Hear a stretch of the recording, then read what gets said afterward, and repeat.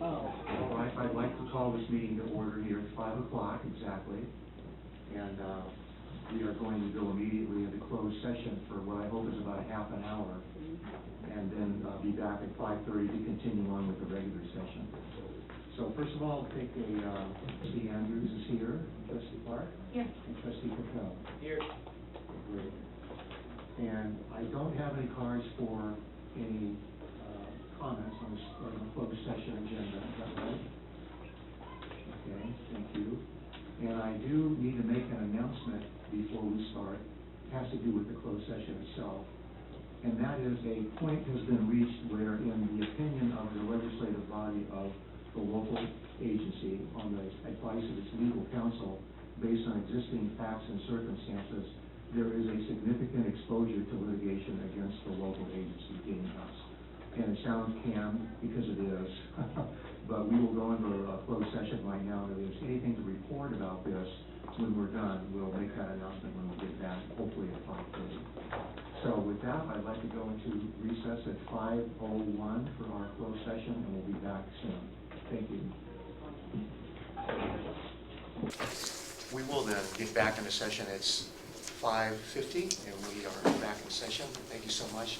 We had a closed session with our attorney regarding some possible litigation, and we were advised, we had legal advice and counsel, and there's really nothing to report out of that. So we'll move on with the agenda. We've already had the roll call, and we've already had an opportunity for public comment, so we're going to launch into number 3 here, and that is, does anybody have any reordering of the agenda items that they'd like to see? Okay, and now we have the adoption of the agenda, so as it is. I'll move that we adopt the agenda. Second. Okay, all in favor, please raise your hand and say aye. Aye. Aye. The motion carries. And do we have any public comment at this time for anything that's not on the agenda? Okay, good. The next thing is the consent calendar. And Can we make comments without having to do the whole, like, remove it from the consent calendar? I just had a couple of comments on the departmental reports that I just wanted to highlight. we can, yeah. I think what we need to do is tease out the ones that we would like to hold in abeyance on this and then approve the rest. Is that about right, Katie? What we can do is we can make a motion to approve the consent calendar, and then we can discuss that motion, and that would be an entirely appropriate Okay. place for the secretary, and then we can move to vote on it, and that way we don't have to pull stuff out and put it in later. Thank you. Parliamentary. Yeah, here's Robert's your middle one. I guess, yeah. So, can I get a move, or a motion, I'm sorry, to approve the consent calendar, and then we'll have a chance for discussion before the vote? So moved. Okay, second? I'll second that. All right, there's a chance to open it up for discussion. Jason? Yeah, I just really wanted to highlight a couple of things that stood out to me. In the public services report, it was mentioned that more than 1,800 items were added to the collection in the month of April. And it kind of blew my mind. I don't think that's out of the ordinary, but I mean, that's for a library of our size to be adding that much, and that includes the, I think, several hundred, many public requests that were granted as well. So I just think that's amazing to be adding that much to the collection, but also moving forward on the RFID process. So I think that's, the staff deserve a huge kudos on that. And then the other thing I thought was just frankly quite cute was the second graders at Odyssey deciding that as a reward that. for good behavior, their reward was to go back to the library. So That's great. a huge shout out to the branch staff. When you can convince second graders that the best thing in the world is a trip to the library, then you're doing something right. So, Ditto to that. That was incredible, wasn't it? That was very cool. yes, for sure. Really cool. I wanted to pull one quick thing out from the Children's and Family Services report. One thing I really appreciated was this idea that, we can rearrange our space to encourage people especially small people, to read whatever books that they want at whatever time that they're ready to read them. And I just thought that was a really cool thing. And, you know, we talk a lot about ADA issues and structural issues and how important space is to our library and how important the spatial experience of being in a library is. And I think that's such a cool way of helping people feel welcome and making reading feel accessible at whatever level you're at. And I wanted to flag it as something that really stood out to me as a smart way of thinking about things. And also the number of visitors in April to the Bob Lucas Library, a big shout out for that. Very cool. That is really something else. I would love to have seen some of the pictures of some of the crafts by the adults. That would have been really neat. But they do a great job over there with literacy, and we really appreciate that. There was one other thing I wanted to talk about. And I also had a comment to follow up on, I think on what you were mentioning there, Katie, and that is about where items are positioned in the library. And I'm referring to the comic book section and the way that they put that up front to establish it. I was talking to Stella about this earlier, about establishing that Readers for Life concept. And it got me to thinking about comic books. They did this in May, that there actually is a National Comic Book Day, for those of you that didn't know this, on September the 25th. So maybe that's something that we can repeat at that time. That's my birthday. That's awesome. That is awesome. There was a large number of volunteers working in the library, and that's to be commended too. We want to continue to, support those people, but let them know what a great job they're doing, and we really appreciate that. Can I add one last thing? I loved seeing a letter from one of the adult literacy students in the That was library. That was neat. I used to run one of those programs, and I was just hearing high school students talking to my students in my library today about finding your voice. And that's just one of the biggest aspects, I think, of the adult literacy program is having people find a way to be able to express themselves. Yeah. And it's just really powerful. Yeah, I've got a lot of notes that I made for the reports, and thanks to everybody for doing a great job with that. One last shout out to Christopher, and I think, I don't think I'm quoting this correctly, but I think he said something to the effect that we're now on all RFID library with the system now up and running, and all the work being done on recataloging things and marking things. So great job with that. I remember voting for that system back in the last year when we were talking about it. So it's really nice to see this come to fruition. All right. So with that, can we get a vote then on approving these items? All right, all in favor, please raise your hand and say aye. Hi. Aye. And that motion Great carries. job. Great job.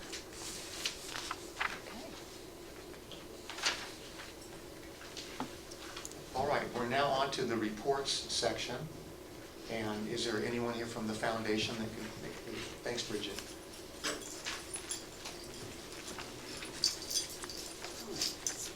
Oh, it's turned around. It's a brief report. In addition to producing a new brochure, which I'm going to hand out, I'm thinking about it. I meant to have them at your place. Thank you, Bridget. Thank you. Very well. You really need to thank Chloe, Leslie Dang, Uni, various people. There are more on the back table too. I'll hand them out to you, or you just pick one up. Had been hoping, our intent was to do an annual report, but it just was becoming too onerous, and we decided the better thing to do at this stage is to create a year in review. So that's what we did. We're also continuing to work on improving our infrastructure. We're now working with a company called FlipCause, who will help us with tracking our data, reaching out to the community members and donors, and making much better use of social media and marketing. And we'll finally get all of our data in one place. And we're pretty excited about it. And regarding that, and I've also been working with Uni, who has secured us a volunteer to help track everything we're doing on the FlipCause platform. The Tasadena will be held Saturday, September 28th, so mark your calendars now. You're always welcome to donate wine ahead of time, or if you have an idea or something you would like to give as an auction item, that would be much appreciated. Cynthia Kumanchik and Cynthia Carmona are leading the committee of volunteers to really build on past success and hopefully exceed even last year. Your ideas and participation are always welcome. And just as the Friends of the Altadena Library have shown us with their annual book sale this weekend, we know it takes many individuals working together for a common goal to produce really successful results. We've successfully rewritten our board handbook as well as our bylaws. Both documents have really caused all of us on the board to have a better understanding of how we work and what our individual responsibilities are. And I do want to publicly thank one of the members of our board, Laura Clark. She gave tremendous time and energy to both of these documents. And also a shout out to Miss Katie, who met with us over coffee to review our bylaws and give us some suggestions for improvement. We continue to be grateful also to Cindy Cleary for her thoughtful assessments, suggestions for becoming more self-reliant as we move forward. Her commitment to open communication with us continues to be a tremendous gift. Thank you, Bridget. You're welcome. All right, Friends of the Library, Mark.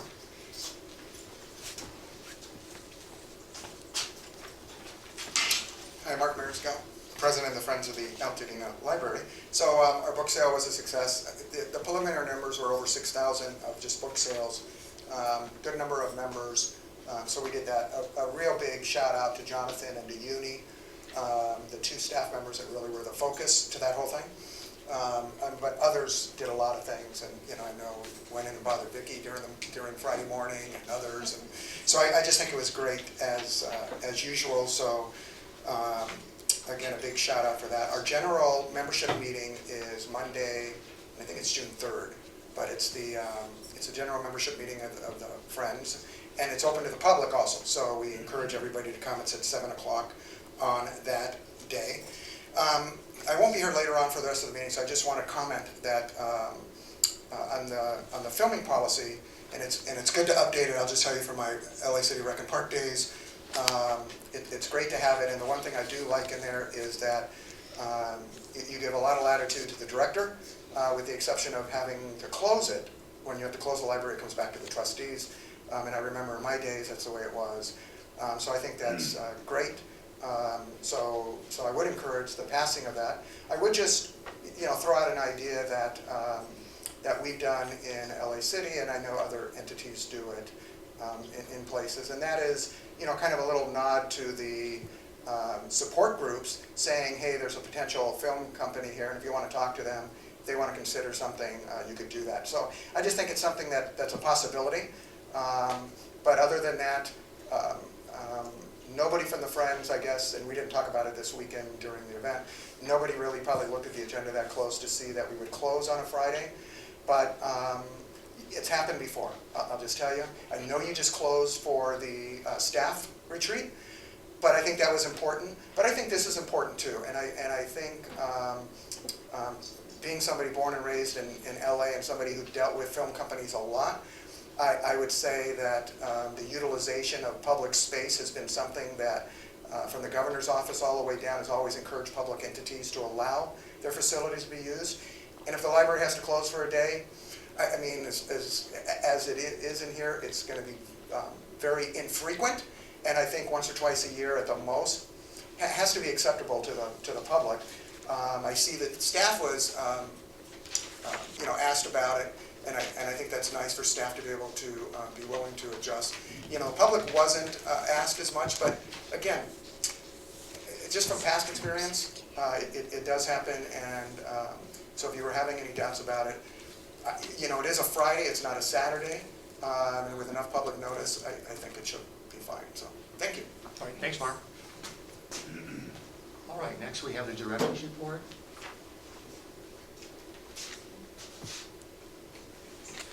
Good evening.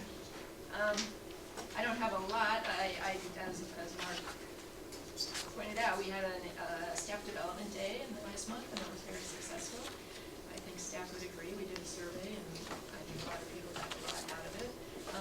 We have some vacancies and positions available at the moment.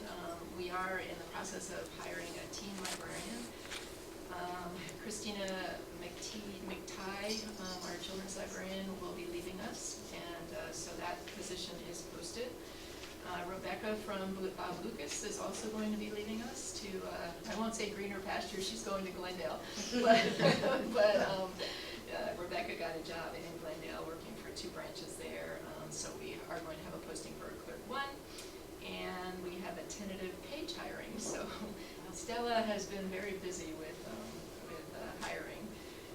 I do want to, just a quick shout out to the Friends for an incredible, I just was so impressed when I went out there on Friday afternoon and saw all the books out there. You guys did a fabulous job, and congratulations to you. And then the other part of my report, the staff really appreciates you pointing out your thoughts on all the time that they put into the reports to you, and kind of featuring some of the elements in those reports. And I thought it would be useful if every month I invited a member of our team to come here and do a little introduction on their department. So I have invited Amanda Toledo is here tonight, and she's going to do a 5-minute, I guess, presentation about what children's services, youth and family services are all about. And if you agree, we'll do this on a monthly basis, and kind of go down the line of all our different departments. That's awesome. So you're on.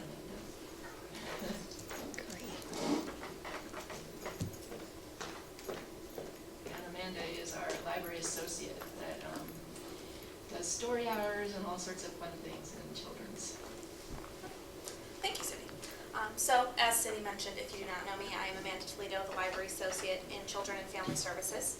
And we serve primarily patrons from newborns up through about age 12, and their families, of course. Our department is comprised of our children's librarian, Christina, our part-time clerk, Ben, and of course myself. And between the 3 of us, we do put on anywhere from 24 to 40 programs a month. And so we really kind of divide our time amongst our early literacy crowd and the elementary students. For the early literacy group, which is again about newborns up through maybe preschool, some kindergartners, we have a plethora of story times to choose from. So we have our baby toddler, preschool, we offer an all ages bilingual program in Spanish, which I run on Fridays. And for working families, we also offer an evening story time, pajama story time on Mondays. You may have heard singing during your Monday meetings. And just today we wrapped up our final session of sensory story time, which was designed for families that have children on the autism spectrum or with sensory processing difficulties. And it's been really lovely and wonderful. We believe in our department that it's not about teaching you how to read, it's about teaching you how to love reading. So in that regard, along with story times, we've got a couple of initiatives going, such as our 1,000 Books Before Kindergarten program. That launched in January, and we had 128 people sign up so far, with about 31%, about 40 people that are actively participating and logging. And it's exactly what it sounds like, getting families to read together, enjoy books together before you start kindergarten, and get lots of fun prizes along the way. Just so many stickers. You can't imagine. And for our elementary crowd, we have kind of a different offering. At the beginning of each school year, we like to reach out to the local schools and invite them in for a library orientation. We teach students how to utilize our catalog computer so that they can find the things that they're looking for, as well as show them the places of interest, like the always in demand graphic novel section. And we also show them, if you are coming in with a very specific school project that you need on the red-billed woodpecker, we might not have a book specifically about that, but we're going to show you, here are the research databases that are geared towards elementary kids that the library has for you to utilize, either at the library or from home. And along with, obviously the academic side of it, we do want to continue that love of libraries and for reading. So we offer crafts, movies. We have a really successful STEM program that meets monthly, as well as our tween book/movie club, where we come weekly and discuss book chapters. We watch the movie, and they discuss their very strong opinions about both. But we don't just stay here in the library. We also like to branch out into the community. With that regard, we do go to schools when they ask us to come visit in person. We also are pretty active in local preschools and daycares. We do a lot of story times out in the public.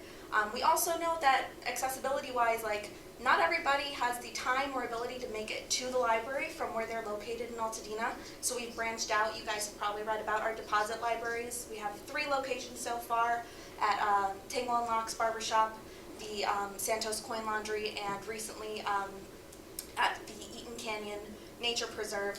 About over 200 books have gone out so far into the community, and so it's where you're at, if you are a child who has to be somewhere with your grown-ups, you should still have books that are accessible to you. Let me see what I have next. Yes.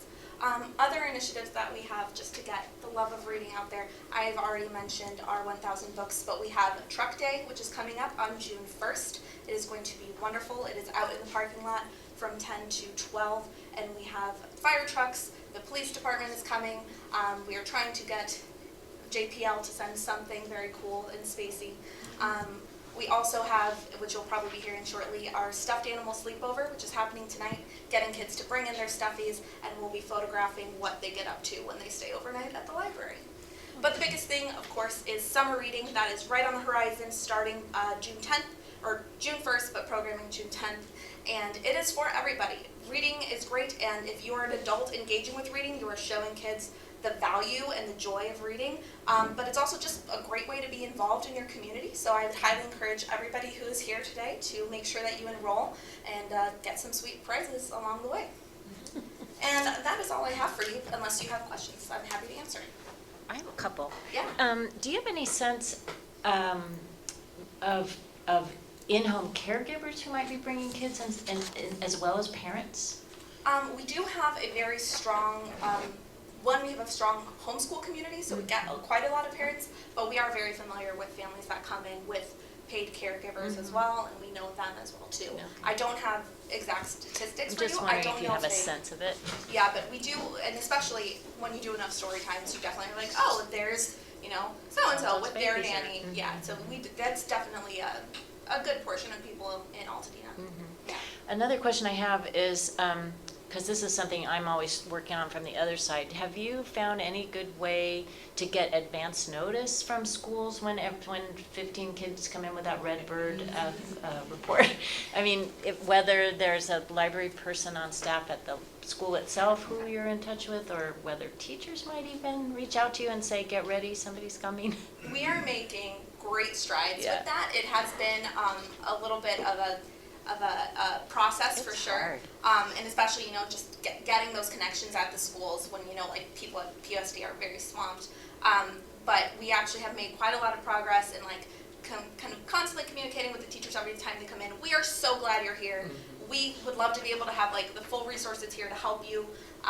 So please let us know in advance. And we actually, I think we had just a really good recently with teachers kind of communication of if you're coming here with under 5 students, come as you like. But if you're going to have a larger number of students, please let us know in advance and let us know what research topics you're having so that we can just have it at the ready. And all of the teachers we've spoken with so far seem very receptive to that. And do kids just, because a lot of times who I find out about it from is the kids, of course. Do you, have kids come with some research project handout? Constantly, that usually. You snatch and go copy and give it back to them? That's Yeah, good. usually what happens is someone will come in with a project and they will say, do you have a book on this? And we'll say, yes, all of them are checked out by your classmates last week. But I usually recommend, again, our research databases, and also like, here's the encyclopedia, feel free to take a picture because a picture is free. Yeah. But yeah, that's definitely something we work on. And we do have some schools that are trying to empower their kids to call in advance and like learn some phone communication skills of like, hi, I'm calling from this school. We're going to be here at 12 o'clock today and we're looking for books about the stock market. And that's my chance to say, we don't have any children's books about the stock market. I can get something from the adult section for you. Yeah. Let me just ask one other question. Reading is fundamental for the third graders. I know that you discard a lot of books, and I'm wondering, are there some of those books that have never been used that could be donated to Reading is Fundamental? Oh, is that an organization? Yeah. Oh, I'm afraid I'm unfamiliar. Okay. However, I will say, if the book that we are discarding is in good condition, has up-to-date information, because sometimes we find science books that say, in the year 2008, we will. So if we have like up-to-date information, it's in good condition, they actually go to our deposit libraries. Okay. But I'm certain that our children's librarian would be happy to hear. We have quite a backlog down there of books that are in good enough condition to go out, so I'm sure that's something we'd always be happy to speak about.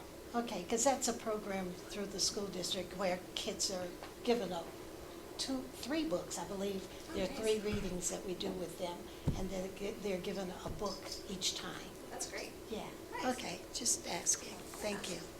So, one thing I hear a lot when I'm out talking to people about the library is just super positive feedback about story time. Everybody has something really great to say about story time, whether it's bilingual story time or regular story candies, and everybody loves story time. And a question that I get asked a lot, and I would love to know what the actual answer is, you know, what kind of programming is currently available or is sort of in the works for not just kids with autism, but special needs kids who maybe are looking for something or don't necessarily feel like they would integrate quite into a regular story time, or, you know, just what's available. And I usually say, I will direct you to the right person. But I would love to know more. Yeah. Certainly what we have been saying for sensory story time is if you have any neurodiversity, physical ability diversity, come with us. And we certainly have participating members who are not on autism spectrum. They just have something and they don't feel the regularly scheduled story times are the right fit for them yet. But we are very inclusion minded. Story time is for everybody, and we are not going to kick you out of a story time if you are struggling or if it's not quite right for you.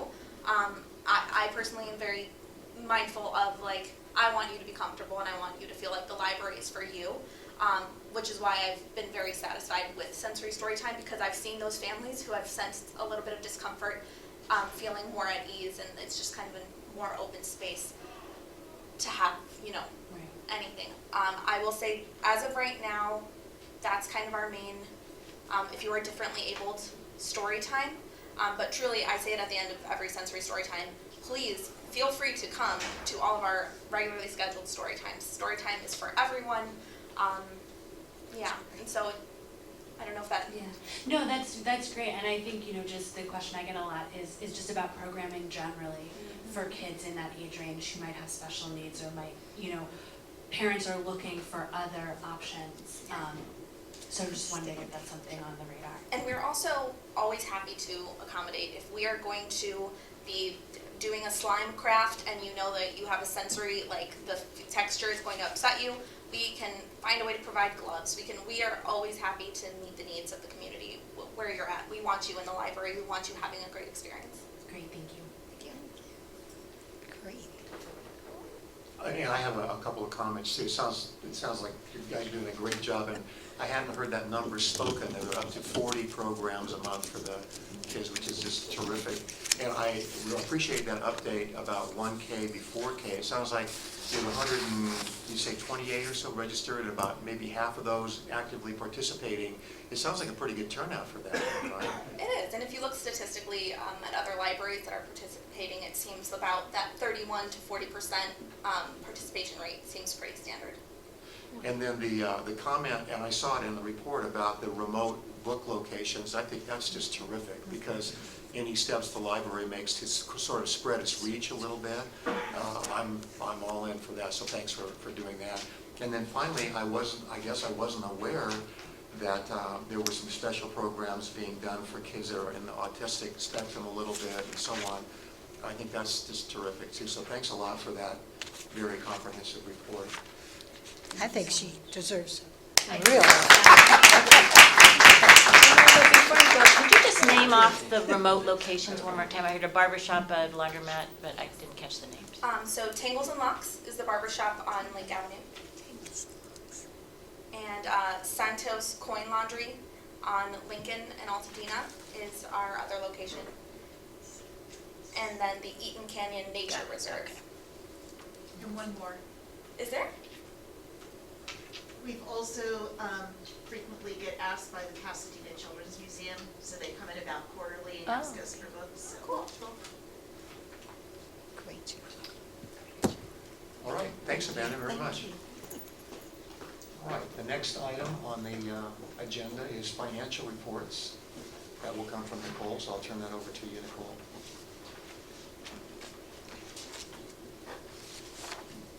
Thank you. So nothing particular of note for March. It's pretty standard as to the last couple months of reporting. We're still showing year-to-date revenues exceeding year-to-date expenditures. Printing revenue and rental income are still exceeding budget expectations. And there is a note about legal fees that were paid in March, and also our quarterly internet service fee, which is reimbursed at the end of the year. And if you look at the budget versus actual document, the bottom line is, oh, sorry, I got a board report without page numbers.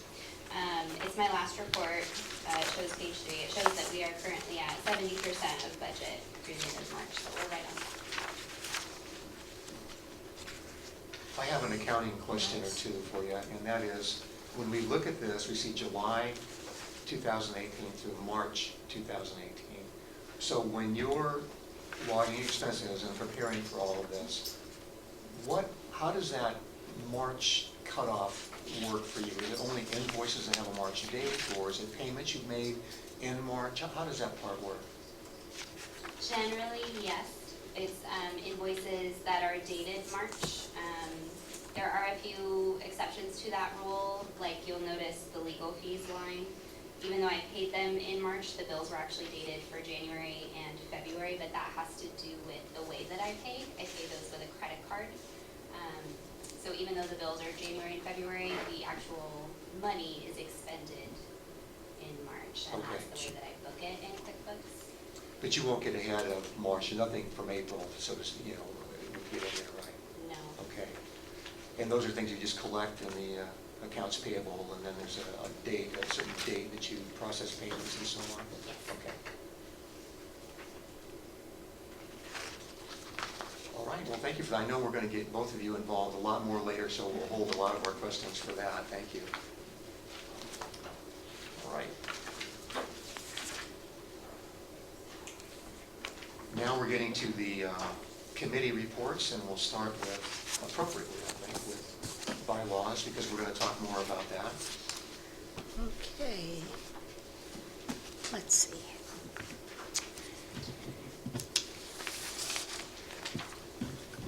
Katie, you can jump in here anytime. And I don't think we're going to read all of this, but just so that everyone knows, are we here? Can you hear me? Just move it a little closer to you. There we go. Okay. Usually we use the outside voice, so, okay. But the Bylaws Committee did meet on 4/29, and that was right in here, to allow full discussion with the board and the public. And so we went line by line on different items, and what you have now, I believe there's a report out on the, is it on the, there's some reports out there? Yeah, it's in the board package. It's in your board package regarding the changes that were made on that date, along with having legal counsel to input some information. So I'm not sure that we need to go over all of these, but if there's anybody who has a question, was there a question that anyone posed regarding the bylaws? Anybody have a question? So in this, and I should probably just say a real quick word about how the report is set up. So in the report, basically every section that's called out in section 3, red line changes, is something that came up at the special meeting that we, either asked legal counsel to look into more or said, you know what, I have no idea how it works. So there's, the sort of answer is obviously reflected in the updated policy document, but then rationales for basically why it is the way it is included here as well. So if there's anything that doesn't make sense, I can do my very best to try to explain it, but I think it's all pretty straight ahead. Exactly. So if no one has questions, our recommendation is that the board approve and formally adopt the policy and procedures as the legislative body. And after this, actually, a part of that, I believe we should also include the date that these were adopted as a part of the record, so that there is no misunderstanding about them. That we will continue to adjust or amend them at future dates, so that there's transparency, open government, and good, really rapport with the public too, and good governance procedures. Upon the adoption of this new set of policies and procedures, the committee shall consider itself dissolved. And then I have a question about procedure on all this, and that is when we get to the point in the agenda where we are going to put this up for a vote to approve, we will be able to have a discussion on all of the little things that we may have seen in the draft document and so on. And without that, I didn't know if that was the appropriate time or now. Okay, good. Yeah, we can do it at that point, and that, we make the motion to approve, and then we can have discuss whatever that. discussion, Okay, or perfect. amending we need to do that. Okay, that's great. Yep. Thanks for that, Gwen. Okay. The next is the Budget Committee. In my report, Betsy and I were at our latest budget meeting on I think it was forgetting the date already, because we might have had. It says April 30th in your report. The 30th, that's right. So my report is in there. We're going to talk at length about the budget as well for next year. I guess rather than read the report, I can paraphrase by saying that we looked at every line item, we closely examined revenue sources and so on. It's really, the budget was really a moving target these last few weeks as we folded numbers in there that weren't on there in the first pass and so on.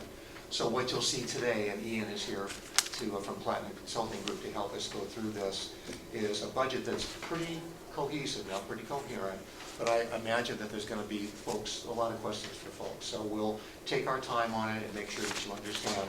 I will tell you that this is a budget that will be operated at pretty much a break-even, final number. It might be a little negative, might be a little positive, but we'll talk about those issues as we go through them. Any questions about that? Okay, thanks. And next is Executive Search Committee. Yeah. Betsy? So our executive search firm consultant, Paul Kimura, met individually with each trustee on May 7th and May 8th, and interviewed each one of us about all of our different perspectives on the search for our new director. The position announcement is in the drafting phase right now, and Terry and I, as the search committee, will be providing feedback to Paul about that and next week, the final layout of that announcement will be completed, and then the search will formally open in early June and run through the middle of July. And during that same period of time will be the efforts toward public outreach, which I'm going to come back and talk about again in just a moment. What I'm giving you now is sort of a tentative timeline that Paul passed on to me about kind of how he sees this process going over the next number of months. So the search will be open through the middle of July, and the next step would be for Paul, our consultant, to vet the candidates that we have received responses from. August will be the month for interviews, and his plan is that, his goal would be to try to narrow down to something like 4 to 6 final candidates, and that in early August there would be a full day of first interviews with the board, very kind of standardized process at that point, and really kind of an opportunity for the candidates to kind of size us up as well to decide whether they are interested in continuing on with the process. Then, based on the results of those interviews, sometime in mid-August would be a second round of interviews that would include both an open discussion with the board, the possibility of some panel interviews with different stakeholder groups, and then the board would get moderated feedback from those panels, and then meet again with the final candidates late in that day. The next step would be for Paul to negotiate and prepare an offer for our final candidate, and the target is to have a contract ratification at our September meeting. That's kind of the time frame that sort of revealed itself as we got started in our work with Paul. So the main thing I would want to get feedback from the board on, in addition to any questions you might have about the things I just mentioned, would be sort of your sense of what you think the different types of community or public outreach efforts you think would be the best ones to proceed with. And he is offering several ideas. One, this is probably the simplest one, is an online survey that could be posted on our website and responded to by anyone who was interested, and we could get good publicity out so that people would know that was there to do. A second possibility is phone interviews with targeted stakeholders that we as a board might identify to him. For example, each of us might name 3 people that we know that we think might be good representatives to pass on their input about the search process. And then a third idea is an actual kind of town hall type meeting that would be an open meeting for the public to attend, except not us, that the trustees would not attend, but that Paul would facilitate a discussion among whoever wanted to come and put in their opinion about what their thoughts are about the search for a new director. So any feedback you have for me about that, I'd love to hear, and we'll take that back to our consultant. Can I ask a couple questions? Yes. So is there, and I apologize for not remembering the terms of our contract with Paul, but is there a price differential on any of those? Like if we elect to do 1, 2, or 3? I remember that there was some issue of like what would cost more. Yeah, I believe that any one of those 3 is included. Uh-huh. And if we were to add additional, I'm sorry, I would have to go back and find out. I'm pretty sure that if we were to add a second, for example, a second option, that it still would fall within the budget that we have approved already. So that would be just up to us whether we would want to spend extra money on a second outreach. Got it. Because I guess what I'm wondering is, I mean, I think having more than one bite at public engagement is always good, because not everybody can come to, you know, one night or whatever. So it seems to me that maybe one option is to have them put together like an online survey, and I wonder if there's a way to integrate sort of the town hall option with the strategic planning town hall process, right? As we have to, as part of the strategic plan, we've outlined a process whereby we wanna, you know, have at least one town hall as a preliminary, which I think timeline-wise, granted, you know, as we'll talk about in the next report, we haven't nailed down a strategic planning consultant yet, but I think the timeline would line up more or less accurately, you know, whereby I'm guessing July, we could set something, and I just, if we're gonna ask people to come out and give us their opinion, I feel like getting all of their opinions at once makes it much more likely that we'll get better engagement. Great, thank you. We'll explore that with him.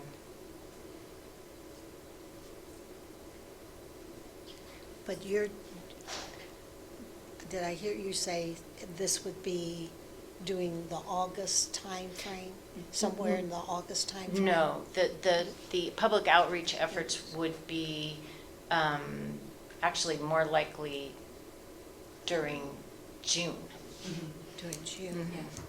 How is that going to fit in then with Katie, with yours? Well, I don't know the answer to that yet, because we haven't finalized a contract timeline, but I think it's, you know. It's doable? It's worth exploring. I think it's worth figuring out. I just, you know, I don't wanna like replicate efforts, and I think if we can localize our options as much as possible, I think that'd be smart. And even if we don't have, you know, sort of the fully fledged, you know, we're gonna spend 3 hours on a town hall just about an executive director, maybe there's a way to do some crossover, right? I don't know what that looks like, but I think it's worth thinking about.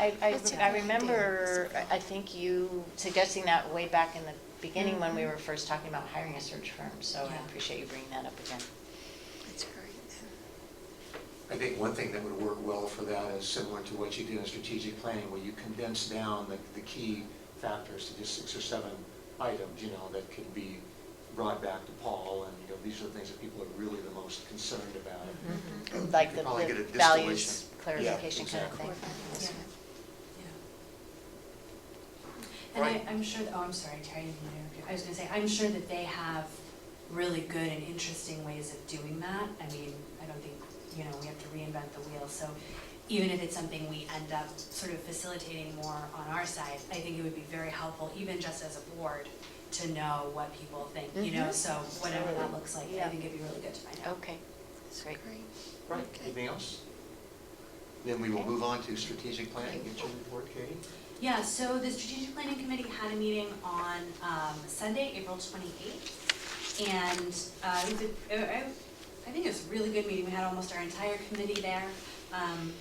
We were at Bob Lucas, and we talked a little bit about the consultant selection process, and we're able to get input from the committee on their feelings. And I mean, in many ways, it mirrored the discussion that we had as a board, with the idea that, you know, library experience was just absolutely vital to anybody who was gonna come in and help us. And people had some really helpful discussion points and ways of thinking about it. One thing we've been asking everybody on the committee to do is to go out into their networks of neighbors and friends and people that they know and just sort of talk about the library and say, hey, do you use the library? How is that going? Why or why not? What do you think about it? And so we started to compile a list, which you see kind of a very summary version of here, of just input that we're getting. And there's no, you know, right now we're not trying to funnel that into any particular recommendation, but we're really just in sort of the data collection phase here, and we keep getting, I think, really good feedback from people. And everybody on the committee knows different folks, so it does allow us to kind of get out into maybe groups of people who go, oh yeah, you know, I haven't been to the library for years, but like I'd go if they had like concerts and stuff. And then the person on the committee says, well, they do, you should try second Saturdays, and then lo and behold. So it's a really helpful outreach tool for us as well. And what we worked on primarily at our April 28th meeting was to really focus in on core values. So one thing that I think is important is to have a common set of beliefs and values that undergird all of our decision making, right? Whether it's trying to figure out who our director should be, or how we should decide on a difficult question, or how to prioritize budget, or where to place our value. And so what we wanted to do in this meeting was to come to a consensus about what the committee really felt like the most important values were for the district to bear in mind and for us to represent as a public agency. And so we all came up with our own list, and we collated them, and in a really interesting and I would say pretty organic way, we were able to come up with this list of 6 different values, and those were community, integrity, diversity, creativity, innovation, and sustainability. And everybody on the committee really felt like that was a fair representation of what they cared about. And obviously, you know, everybody cares about some things more than other things, but everybody really bought into those as concepts and felt that they represented not just what we care about as a district, but what we want our district to look like going forward. So I thought that was really exciting and encouraging, and something that I, you know, have put on a big Post-it note on my on my wall, and I keep kind of staring at, because it helps me to sort of focus my decision making as well. And I think it's something that we can all bear in mind going forward. Certainly that will be part of our, you know, our planning process as we continue to refine into a plan, but I was so pleased that we were able to come to that consensus together. Could I just break in for a moment? Please. And that is that I self-laminated that. I blew it up, and I put it in my wallet, so I'll remember what the words are, because I was very impressed with it. I think that's a really good way to go. That's really cool. Well, and you can see I included a picture because I thought it was really neat. Like, we all sort of came up with different things, and there are different check marks based on, you know, how many people had the same thing on their list. And so these are really the ones, like, you know, you can see it's not the best picture in the world, but like diversity and community are just covered in check marks because everybody in that room said that's something that really matters. That's just really important. And it was a very inspiring meeting to be in. Can I just ask, because I'm not clear automatically on what the committee agrees sustainability means. Does that mean let's keep doing what we do? I mean, do things that we know we can keep doing? Is that what it means? I think, you know, it's an interesting question. As part of the conversation is sustainability and I think creativity are both words that people felt like resonated in different ways. So sustainability in the sense of, are we able to, you know, sustain this agency into the future? Do we have a firm financial footing? Does it make sense what we're doing? Are we doing things in a way that is like environmentally sustainable? Is, you know, sustainable in terms of our personnel plans? Or basically, how are we looking at our continued longevity as an organization, right? And I think, you know, creativity is sort of the same thing, but certainly, you know, when we have kids coming into story time, we care about creativity and inspiration, but also as, you know, an agency, are we looking at problem solving in a creative way? Are we thinking creatively about the future direction of the district? So, you know, I think all of these are words that are very rich and resonated, broad. Yeah, and broad. But that's sort of, I think, why it's helpful, because it speaks to each of us, I think, in a different way. Yeah. Nice job. All right, any more questions, comments? Oh, sorry, I should say, I'm sorry, I forgot this because I got really excited about core values. With the 4 potential strategic planning consultants that we had identified at our last meeting, Cindy has scheduled Skype interviews with all 4 of them, so she and I will be conducting those at the end of this week. And so we'll have, hopefully, in the very near future, we can move forward, hire somebody, and get the show on the road. All right, that's great news. Yeah. All right, facilities, turn it over to you, Jason. All right, so Cindy really did most of the work on this one, so I'll give kudos there. Team effort. But we did meet to essentially finalize the draft RFP for the facilities work for both branches. It's included in the board packet. And I think most importantly, is we kind of tabled out a timeline here. Besides all of our program work, I think everybody's starting to see we're gonna have quite the busy summer here at the Altadena Libraries. So the idea is to release the RFP the second week of June. Give it about a month to get those back, so we're looking at mid-July deadline. And then there's a bunch of other dates here. Facilities Committee hopefully plans on meeting July 22nd to review those. Doing some interviews the first couple days of August. And then, if all of that goes well, hopefully, in the August board meeting, we'll be making a final decision. So that's kind of the timeline there as far as the hiring a firm to start helping us with our facilities work. Any more details from your? The only thing I'll say is I have issued the RFP through the CSDA website and also sent it to my architecture contacts. But if anybody has any architect friends that they'd like to pass it on, I mean, the more people they hear about this, the better. So either on the board or anybody from the community, please make people aware of this so we have a wide net. Can I ask a quick question?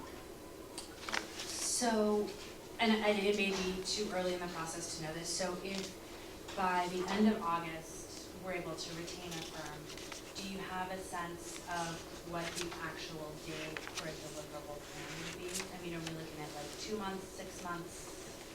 I'm asking because we're gonna talk about budget in just half a second, and I'm like thinking ahead. I mean, I have been saying 6 to 9 months by the time you get a tangible product in your hands. Yeah. I mean, it's gonna take a little bit of study on their part to look at all the documents that we have.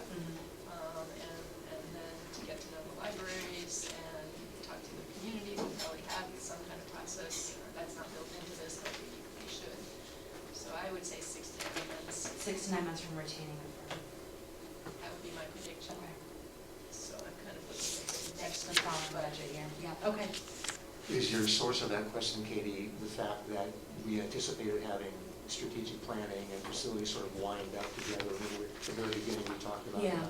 I mean, right, and also, I guess, just thinking about, and I mean, I think all of that makes sense, absolutely. I guess I'm just trying to work out what we can do in the interim to address our sort of most pressing accessibility issues, what we can do in this budget year to make progress on that, even absent, a complete facilities plan. It seems pretty apparent that, we're not gonna be able to deliver a strategic plan with a finished plan from a facilities perspective. I mean, they'll have had a week if we meet our September deadline, for strategic planning. And that's not the end of the world, right? But I think just trying to figure out kind of what those Tetris pieces are.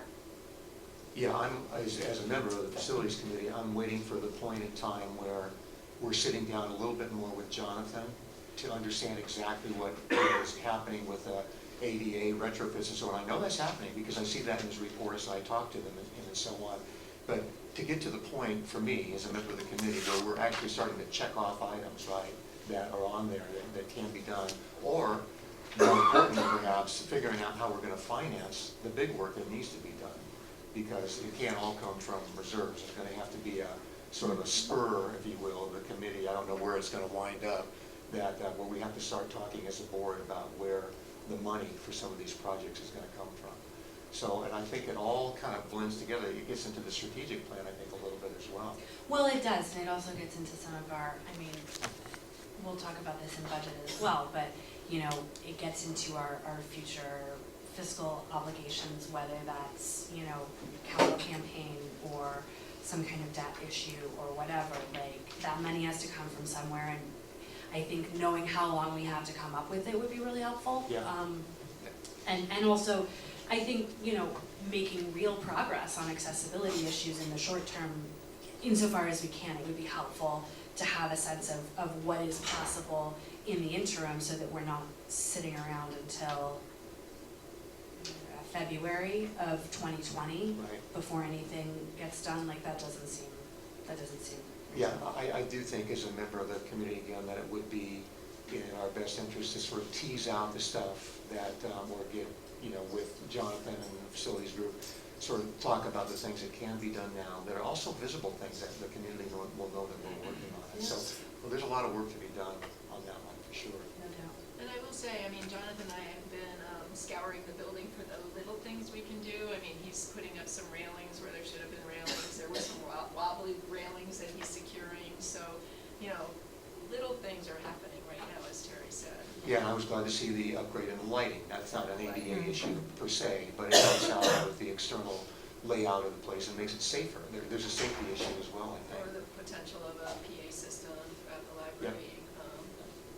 But I agree with what you said, Terry, which is that it should be a parallel process, kind of figuring out how you're going to fund this.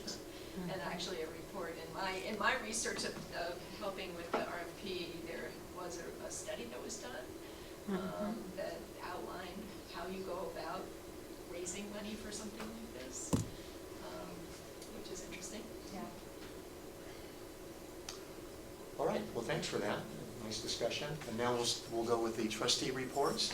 Who would like to go first on that? Got a lot of stuff on the agenda today. Yeah, okay, good. Yeah. Anybody have anything they'd like to say as a, No. you've been up to? Okay. We will forge ahead then. And the next thing is going to be an unfinished business, a Brown Act refresher course. So is that you, Kylan? I'll try to make it quick. Okay, thanks. Actually, it changes it up a little from what we've been doing, so. So, I'm sure you all know the preamble to the Brown Act. This actually came from a gentleman named Michael Harris. He was a journalist in the Bay Area, and he was the one that started to really expose the corruption in local government. His 10-part series called Your Secure Government was what prompted the Brown Act as we know it. So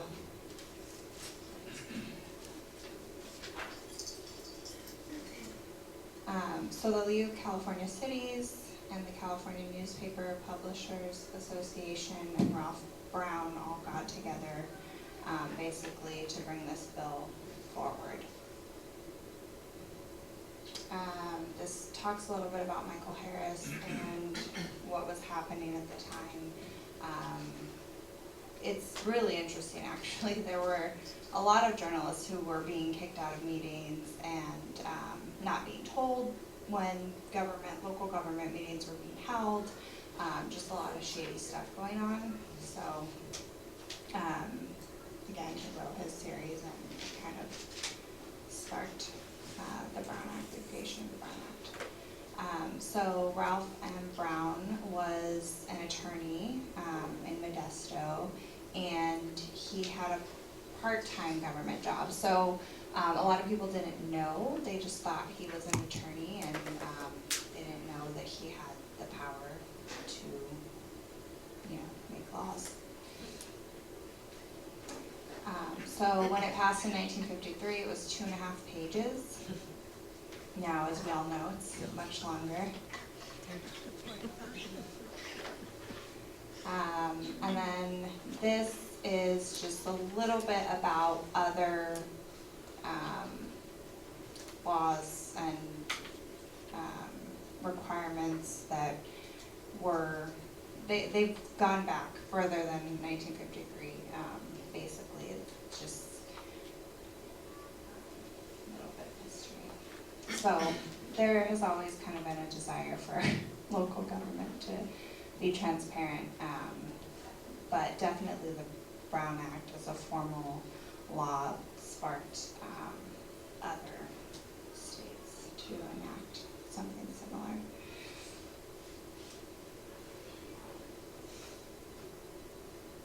So, yeah. Gotta love Alabama, man.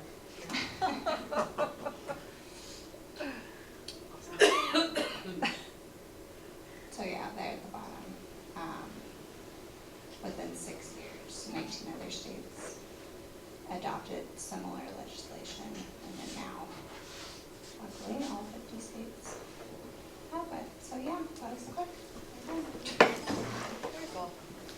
That was worth it just to see a picture of him finally. Kylan, do you know whether that original San Francisco Chronicles series is published in a way that, I mean, I'm a librarian, I should know this. I think that would be a great question for our librarian. I would, you know what, I'll find out. I wonder if there are research databases. I would love to read that, so That'd be really interesting. I'll bring it to the next meeting. So there. All right, is anybody feeling a need for a break right now? We've been at this, it's about 5. If not, I'll forge ahead. Yeah, let's take a break after the end of 7. Do you know what I Okay. mean, before we get into budget stuff? Sounds good. Yeah. So the next item is the California Voters' Right Act, and we discussed that at the last meeting. It's an action item here. My sense is that you've got I something. have a to say. suggestion, yeah, I have an action item suggestion. So, We have it in this. What page is it? Sorry, I got No, the voters' right action. for my dinner. Oh, It's okay. Okay, There you go. okay, thank you. So on the CVRA, what I would recommend is, not that we have a shortage of committees anyway, but I would recommend actually that we set up an ad hoc committee on this issue to sort of take point, because it is somewhat complicated and there's going to be back and forth with our legal counsel, with the county, with all that, and I'm happy to run point on it, but I think it would be more efficient to set it up that way. And you know, in my sort of research on this issue and then in talking to Ruben a little bit about it, basically it seems to be the case that you know, we discussed it last time, everybody said, yeah, it seems like a really good idea to pursue looking at what it would look like to draw district lines that resulted in more fair and representative elections, and that's all very cool, and I think that that's right. If, in the meantime, we were to be the recipient of plaintiff's letter of demand, that would still trigger the 90-day process. And so my recommendation would be that we set up an ad hoc committee tonight that can come back to the June meeting with a resolution of intent, which would then forestall any option for anybody to sue us, and it would also give us the time we need to like actually pursue the process properly and get a demographer and figure out how it all works. And Ruben said he's pretty sure, he's gonna check for us and make extra sure, but he's pretty sure that if and when we were to adopt a resolution of intent, basically saying we intend to do this, that we would not be bound by the 90-day time limit, but that's only triggered under the circumstances where, you know, if somebody, we're gonna sue the district and say you have to do this. So that would be my recommendation, so that we can move forward in a you know, with all due haste, but without, you know, sort of being too disorganized about it. Can I Yes, please. comment? So, to piggyback on top of that, you might remember at our last meeting, Brian Beery offered to put us in contact with someone from the commission that helped PUSD go through this process. And I met with him, so if you don't mind, I'm just gonna lay out for you some of what he told me about how their process went and some of his recommendations. This was a gentleman named Ken Chalkins, and he chaired a 9-member commission that was appointed to investigate the issue for PUSD. And the commission was made up of 9 residents of Pasadena Unified School District, 3 of whom were appointed by the Pasadena City Council, because the change for their entity required an actual change in the city charter, so that's why the city had to be involved. 3 appointed by the board, it's by the PUSD board, 2 appointed by county supervisor, and 1 by the Sierra Madre City Council. And they were given a budget to hire a demographer and some consultants, you'd be interested to know that their legal consultant was Dale Gronemeyer. They held 25 meetings all over the PUSD area to create a process that was considered quite fair and impartial and well-informed. And what the process involved was to define and consider quote-unquote communities of interest, to use as guidelines for drawing maps. And they, for any entity that's considering this shift to district elections, possible communities of interest include ethnic group, economic, socioeconomic level, could be party partisanship depending on the entity. I don't think that one would necessarily apply to us. And then sort of natural geographic features that might divide or make natural boundaries of districts. So their process took about a year to hold all these meetings, create the maps with the help of the demographer, and then have the voters approve the changes to the charter that resulted in their district boundaries being approved of.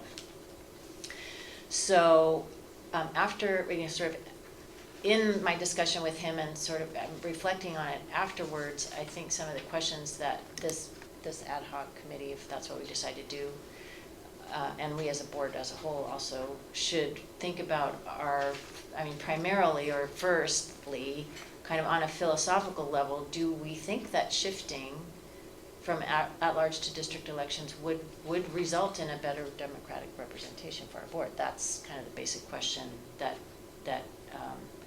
we're talking about. Given, until this last election, given the kind of historic low interest in board service, would district elections make it harder to find candidates willing to run? That's a question I think we might want to take a look at. How likely is it that we would be a target for law firms that are bringing suit? According to Mr. Chalkins, in general, they're looking for larger entities than us. That's sort of a risk analysis. Just procedurally, the way that, for example, this Pasadena City Council had to be involved in the PUSD process. Who has to be involved in our process? Is it the County Board of Supervisors, our supervisor, the Registrar of Voters? That's sort of a research question that could be answered.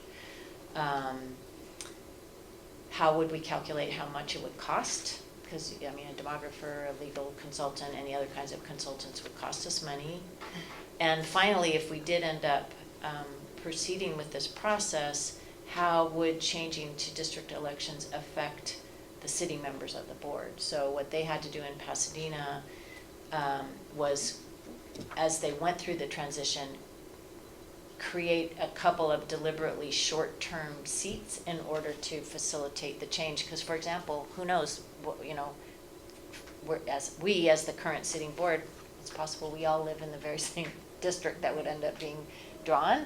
And so how would that work when some of us are up for re-election and we might end up running against each other or whatever? All those little things would be details that would have to be worked out. So it does, I agree fully with Katie, this just seems like way too big of an issue for us to deal with as a board as a whole. And I would be happy to serve with you as an ad hoc committee if that's the direction that we decide to go. I just wanted to say that I did contact the Election Coordination Division Manager at the Registrar Recorder's office. He said that their office does not offer help in this area, but he did point me to a gentleman at the National Demographics Corporation, and he was actually it looks like the co-lead technical consultant for both Pasadena City Council Advisory Commission on Redistricting and the Pasadena Unified School Board Advisory Commission on Redistricting, as well as a bunch of other cities and even other states. So we did try to get in touch with them, and we have not had much luck yet, but as the committee moves forward, that was who he recommended we speak to. So that's just an option. I just want to let you guys know, because we did say we were going to follow up with the county. Thank you. And in speaking to Ruben, he said that, they've navigated other special districts through this process. My impression, and I would have to double check with him, is that all of them that they've worked with have been under the 90-day, under the gun. And he seemed to think that the risk of litigation, like there's a guy who does this for special districts and like that's his stock and trade, and he's like, you'll get a letter from this particular dude. But anyway, they have a demographer that they work with, and so he's like, it wouldn't be free, but we wouldn't have to reinvent the wheel because we've done a lot of this already for other special districts that are now, and he sort of laid out a timeline of hearings. He did confirm that as a board, we have the final say on this. So there's no, this is one of the glorious things about being a special district. It's just up to us. Okay. We can decide how we want to do it. If we're not compliant with the law, somebody's gonna come along and sue us, but we can decide to set it up however we want to do it. So no approval from the county, in other words? No, we would have to obviously, and Kylan, I'm sure could tell us more about this, but we would have to check with the county and find out what all of their, hurdles and timelines are for things as to when we could actually implement something and what that would look like. But no, it's our call. So it looks like, so he said that if it was to go into effect before the next election, their office would need the updated geographic information by May 7th of 2020, which is 180 days before the election. So they're very strict timeline, just because they are the ones that coordinate the elections, but that's the only kind of timeline information that's May 7th? May 7th. My very first question to Ken Chalkins was, would there be any way in the world to get through this process and be ready to implement it and have it be in place for November 2020? He said no. Well, but I mean, and not to disagree with Ken, like, I know him and he's a good guy and he knows his business, but if we get sued next week, we have to, Yeah. right? Like, that's the 90-day clock starts. So what we're doing by being proactive is buying time, Yes. basically. Yeah. So, That's wise. Yeah, no. So we need to have a resolution by our next meeting, this is May, June. Can we have a resolution by I that think that's a time? question for the board, but I think what might be helpful is if we decide we wanna go ahead and set up a committee to sort of, address some of the questions that Betsy, I think you very rightly raised. And then that committee could come back with an option, Okay. that we could then discuss as a full board, and with some more context, some more information on some of these points. I think that might make having a conversation about a resolution make more sense, Okay. All right. I think this is a prudent approach myself.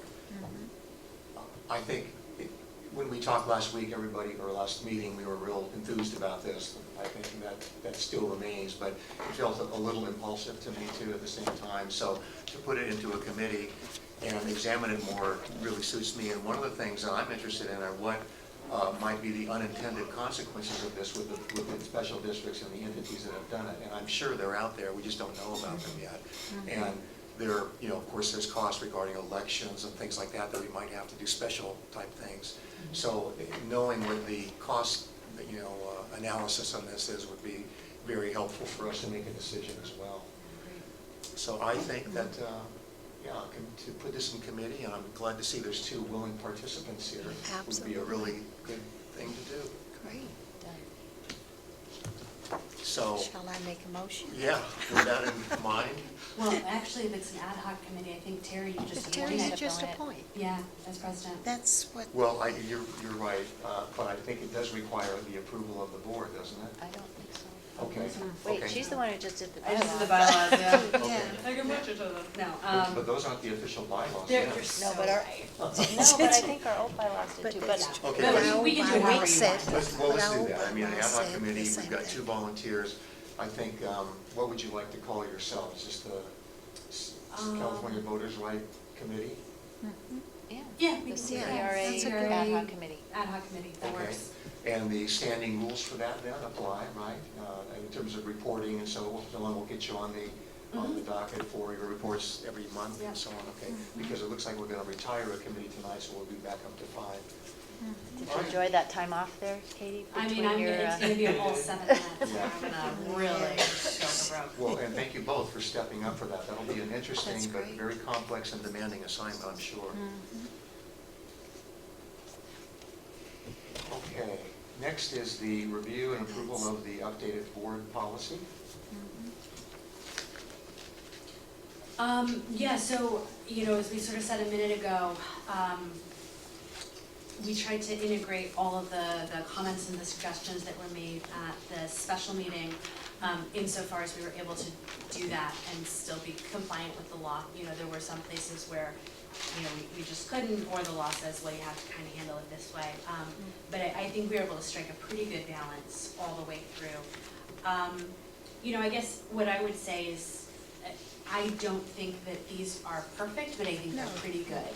And I think that there are a lot of things that, I would want to continue to tweak, but we can do that through an amendment process.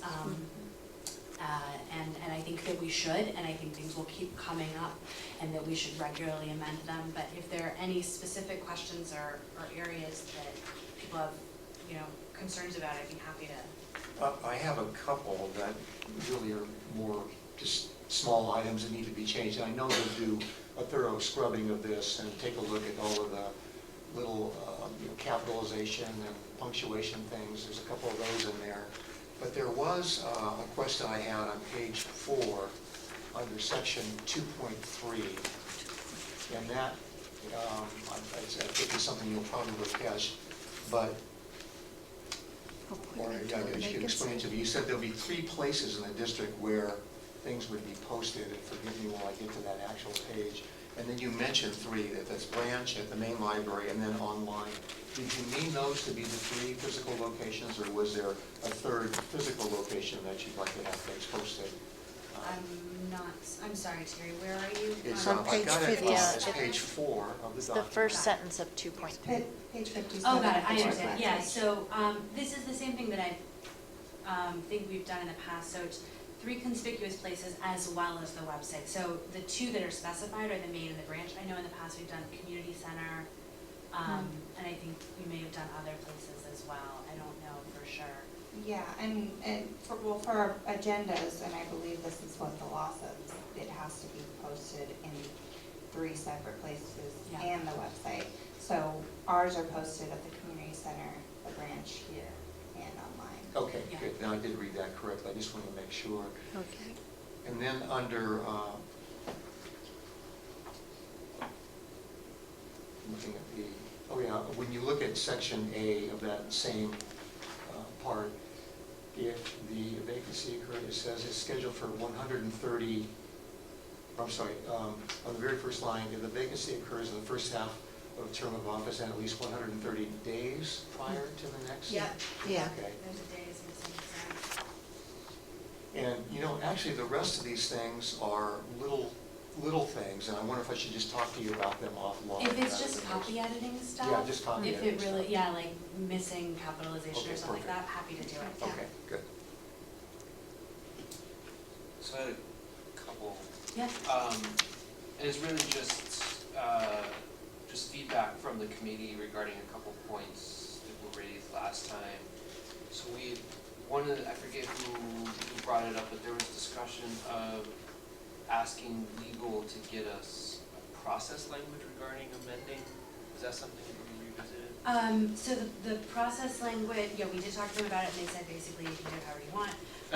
The language in section 16, second paragraph, I ran it by them and they said it was fine. So basically the idea is that if you want to make an amendment, you have a written resolution introduced at a regular board meeting, which is sort of standard for, general good process stuff. And then the amendment shall require a majority vote of the board at either a regular or a special meeting to pass. So that's in there just to envision the possibility, like, for example, if we had a special meeting next week or something, and we introduced a resolution tonight, we would be able to vote on it at the following meeting. We wouldn't have to necessarily wait a full month, right? But yeah, I think everybody felt like it was pretty much fine, but if there are specific concerns about amending or other ways of handling it, I'd be happy to. And then there was also talk of, you raised a specific alternative, but moving away from the use of Robert's rules and doing something more simple. Yeah, so Rosenberg's rules, and so what I think, because this is sort of the thing where I think we should introduce this as an amendment and give everybody some time, and I was gonna send out a copy of Rosenberg, and I totally blew it, and I didn't do that. So I will do that after this meeting, and we can look at that as an amendment next month or the following month. I think, Okay. you know, in the meantime, Robert's rules are gonna serve us just fine. But I think, you know, maybe having a simplified parliamentary procedure would be good. Can I just say, I love the idea of good enough, I mean, better than good enough, I mean, great, but let's just start using them, and they will tell us as we use them Yeah. what they need to be, you know, how they need to be changed, and in that way, it remains a living, working document, And not that's just what something it you put in a is. binder and never look at again. That's the So idea. I'm fine with, you know, moving forward and using these and just knowing that we can fix them as we go. I Fix think them as that's. we go, yeah, at any time. And that's the way they should be looked at, as a living document. That's right. Yeah. All right, any other comments or questions? I So- think that we can, I'd entertain a motion then to approve the new policies and procedures, and I don't know if that motion needs to be, you know, attached to a part that says that we're now dissolving the committee, or, I mean, it sounds like we could just keep it intact, because you're gonna be revisiting things in the future now, No. okay? Not No, at because all. it's an ad hoc committee, has special scope, which was just to deliver this document. Okay. And so in future, if we wanna revise some, like, so there's a formal review process for policy every 3 years, at which point we would like constitute probably a policy review committee, but that would be all policy, right? That's not just board policy, that's like a comprehensive policy review. So yeah, the, basically, I think the motion would be that we formally approve and adopt the Board of Trustees policies as included in this board package, and that you can dissolve the bylaws committee because it's an ad hoc committee. Okay. Terry, can I just say, the very, very last paragraph says, amendments in these policies can be may be made at any time. A trustee shall introduce a suggested amendment at a regular board meeting by a written resolution, you know, so we don't need a committee Okay, sounds good. to do that. Right, is there a motion then to do that? I'll offer the motion that we adopt the policies and procedures as of tonight in the board packet. I will second that. Did I need to add any more? It's been moved and seconded to approve and adopt these policies and procedures. All in favor, please raise your hand and say aye. Aye. And I would personally like to lead a round of applause for Everybody who worked on these. terrific effort, Thank you. and my hats off to the committee for getting this done so quickly and efficiently. Thank you very much. All right, the next thing is a preliminary budget review. Is this where we were gonna have a little break? Oh, I'm sorry, yeah, I promised to do that. So we will go into recess here at 7:18 and reconvene in about 15 minutes. Today is, Okay, I think we'll go ahead and get started here. Be back in session at 7:28. And the next item on the agenda is the report regarding, the presentation regarding the next year's budget. So I'll turn it over to Nicole and Ian Berg from Platinum Consulting is here with us tonight too. Okay, so the plan is for me to go over the budget narrative very quickly, just line by line. This narrative document speaks to the condensed budget that you have in front of you, so you have a condensed version and an expanded version that shows all of the account numbers. So I'm just gonna go through it quickly. If you have questions, comments, please make a note either on your narrative or on your budget document, and then either myself or Ian or Cindy will speak to any questions you have. What are we looking at? There was a comment that she left, Charlene left, yeah. She gave us the letter that she was to present. Okay, so if we're ready, I'll get started. So the first section is revenues. So line 1 is transfer in from reserves, which isn't an account that we typically use, but we added it this time. It allocates unexpended funds from fiscal year 18-19 that the district is going to carry over for use during fiscal year 19-20. So the $91,000 is made up of $11,000 for executive search, $50,000 for architectural and engineering, and $30,000 for strategic planning. Line 2, donations and grants, includes funds received as donations from outside sources such as the Library Foundation, the Friends, California State Library, and California Library Literacy Services. We anticipate receiving the same grants from the State Library and Literacy Services, as well as an increase in donations from the Friends. Line 3, fines and fees, contains revenues from library fees, the multifunction machine or printer, passport services, and sales of products. We've increased revenue from printing based on this year's figures and decreased revenue from fees as we no longer charge late fees. Line 4, interest income and adjustments, is budgeted conservatively to stay the same as fiscal year 18-19. It's a minor source of revenue for the district in 19-20, but cash reserves are now held at the county instead of with Chase Bank and are anticipated to earn a more favorable interest rate with the county.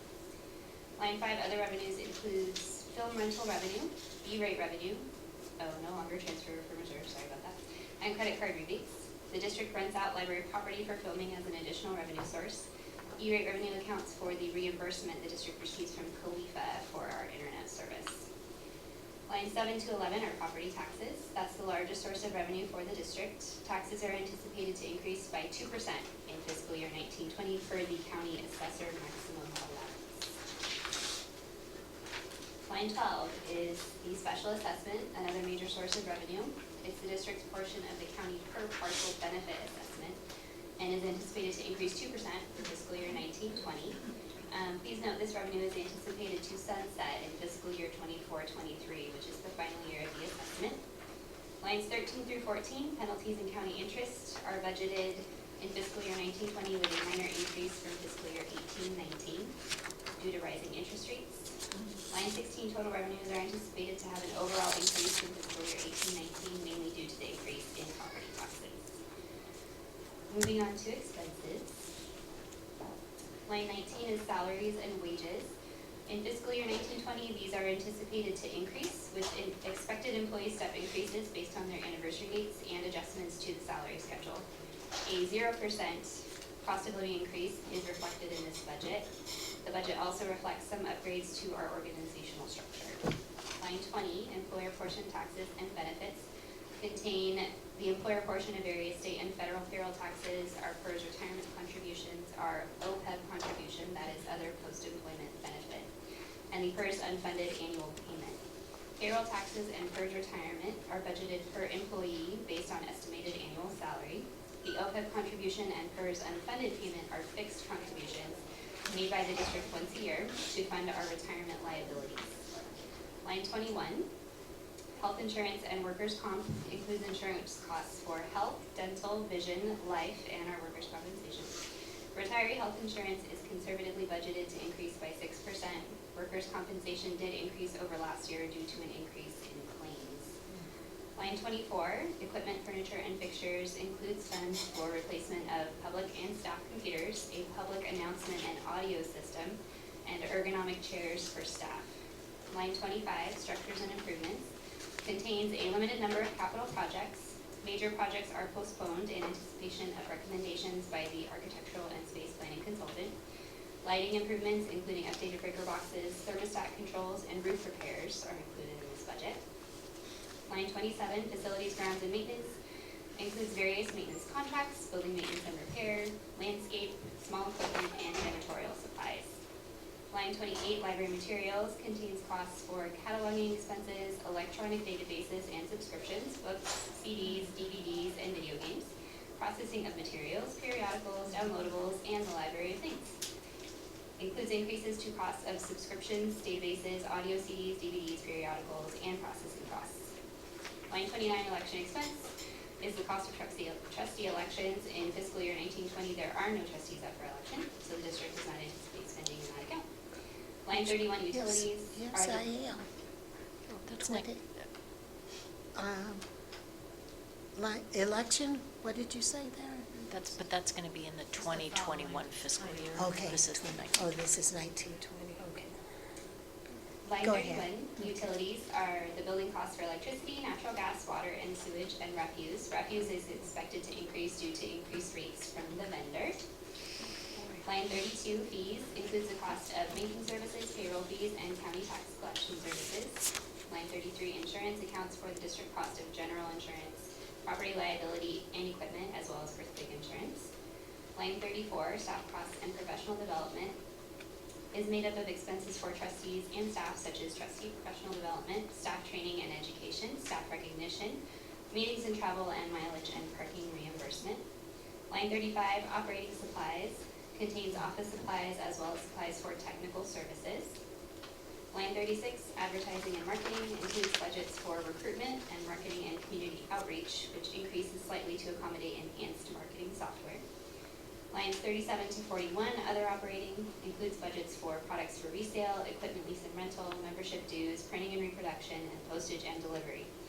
Sales of products accounts for the cost of library products for resale. The revenue for this item is maintained within line 3, fines and fees.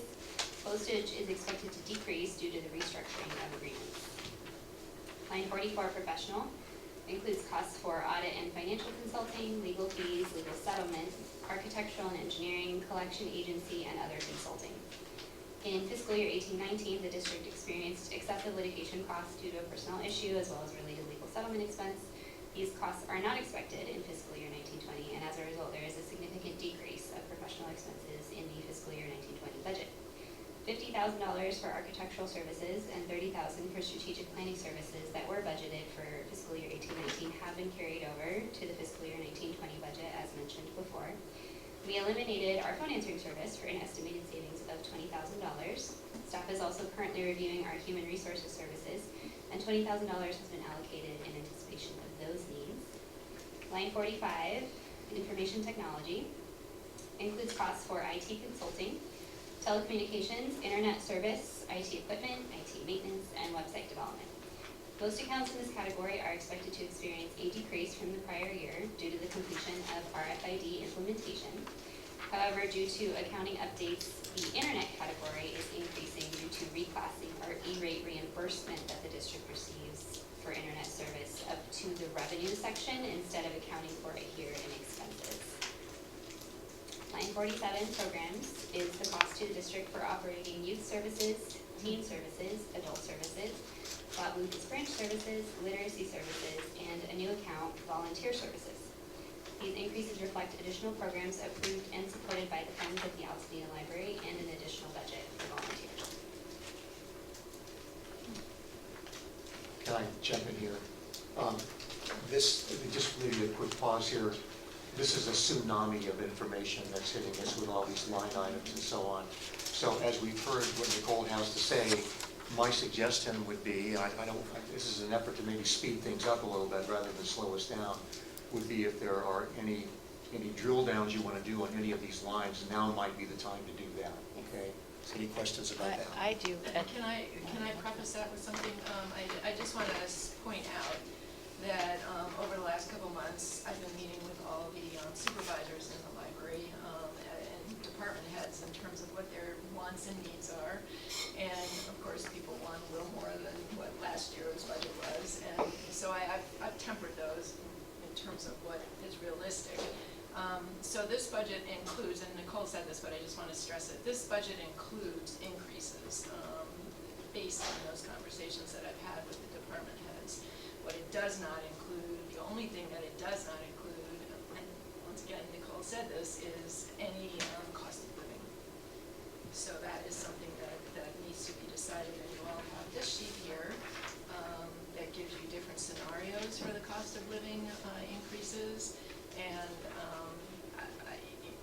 it's a little premature to say this, but I'll put it out there. The Consumer Price Index is in April, which is a benchmark that's used by many cities, is 3.3%.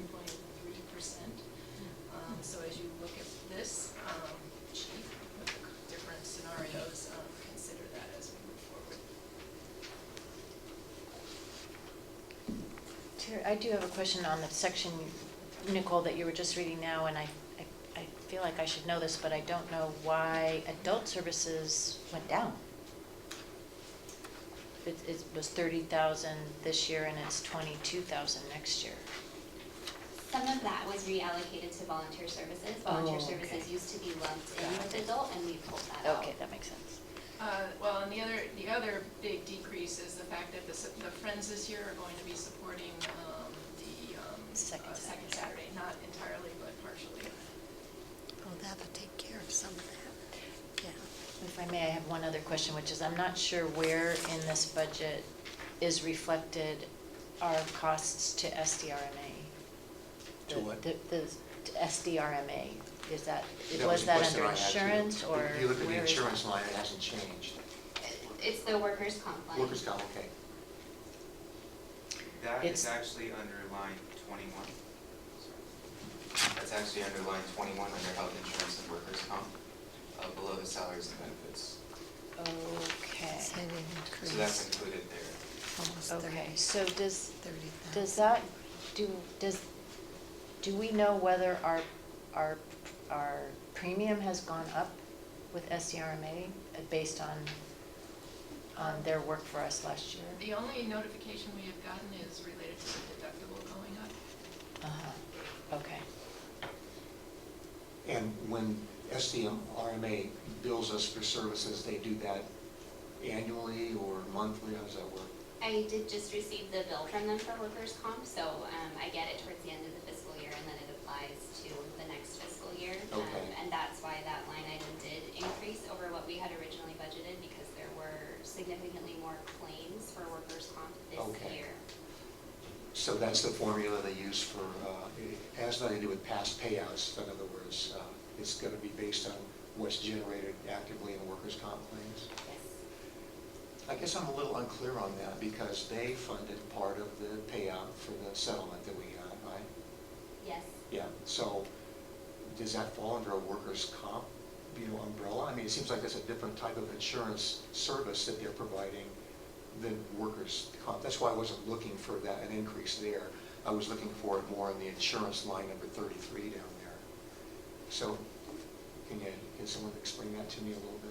We use SDRMA for both, actually. Okay. For workers' comp and for our general liability. Okay, so the claim that we had to pay out, or they had to pay out, would have been under that insurance line then, is that right?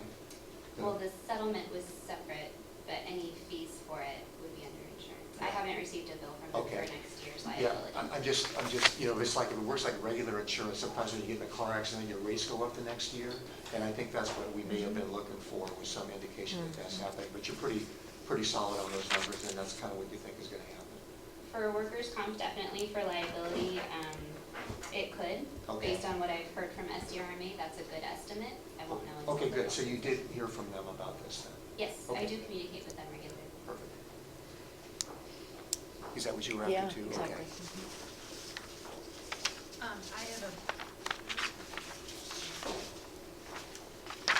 I have a bunch of specific line item questions, but is Yeah, it that time? is now an appropriate time to Yes. do it, Nicole? Okay, all right, here we go. All right, so if I remember, and I'm on the expanded budget for line items, when we transferred in, when we approved the money for all of the different consultants, we approved that, and didn't we include that in our mid-year budget adjustment for 18-19? Yes. And so we're carrying it over with the assumption that we're not actually gonna pay anybody until 19-20, is that Yes. right? So we're not transferring that money again from reserves, that's the reserve money that's already been, okay, cool. Under other revenues, line 20, film rental revenue, obviously that expands considerably, and I know we're gonna talk about our film, and rental policy. if we're estimating like 20 grand coming in film rental, about how many days would that recommend, right? What are we projecting? Well, I base that number on the fact that the proposal in front of you would be charged $15,000, and because I've gotten other inquiries, I'm assuming we're gonna do more than one, and that's a one-day filming. Okay, got it. So this represents like one plus some random. And I expect stuff. this number Yeah. will actually be higher. Be higher, okay, cool. Okay, I'm really sorry for not, can you please explain to me this E-rate thing? I don't get it at all.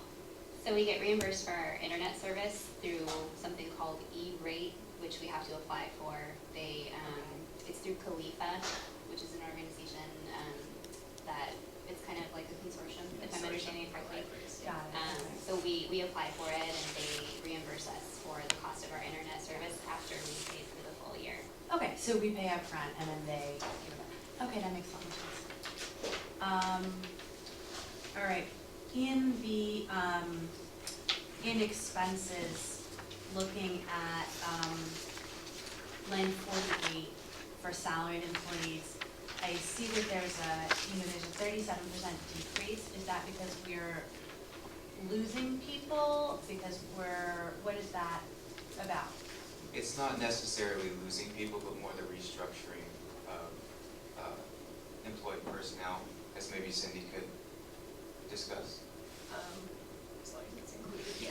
Yeah. Yeah, I mean, Nicole mentioned some organizational structural changes that I am wanting to do, and in order to do some of those changes, it's inclusive of eliminating 2 positions Okay.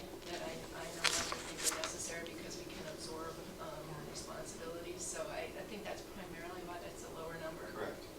Okay.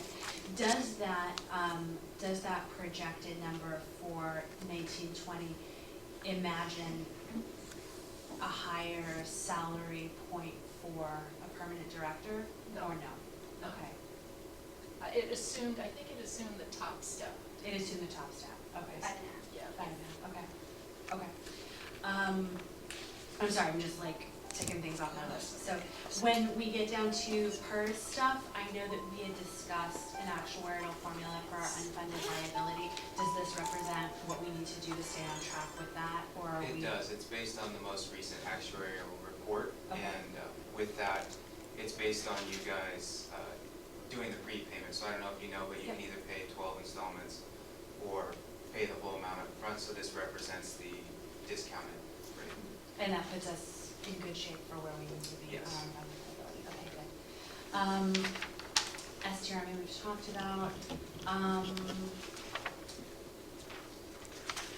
Okay, so structures and improvements. You said, this envisions some like smaller capital projects, but obviously not the big ticket items. So is this, I guess this is really more of an organizational question, but like, is the facilities committee hip to this? Like, have you guys talked about this number? Does it seem reasonable to you, given the scope? Or, like, I feel like I don't have enough information to know if that's an accurate estimate or not. Yeah, and I kind of don't either, in the sense that we're not tracking right now, Jason and I, what's actually, other than Jonathan's reports, exactly what's being installed and what's, in the pipeline for that.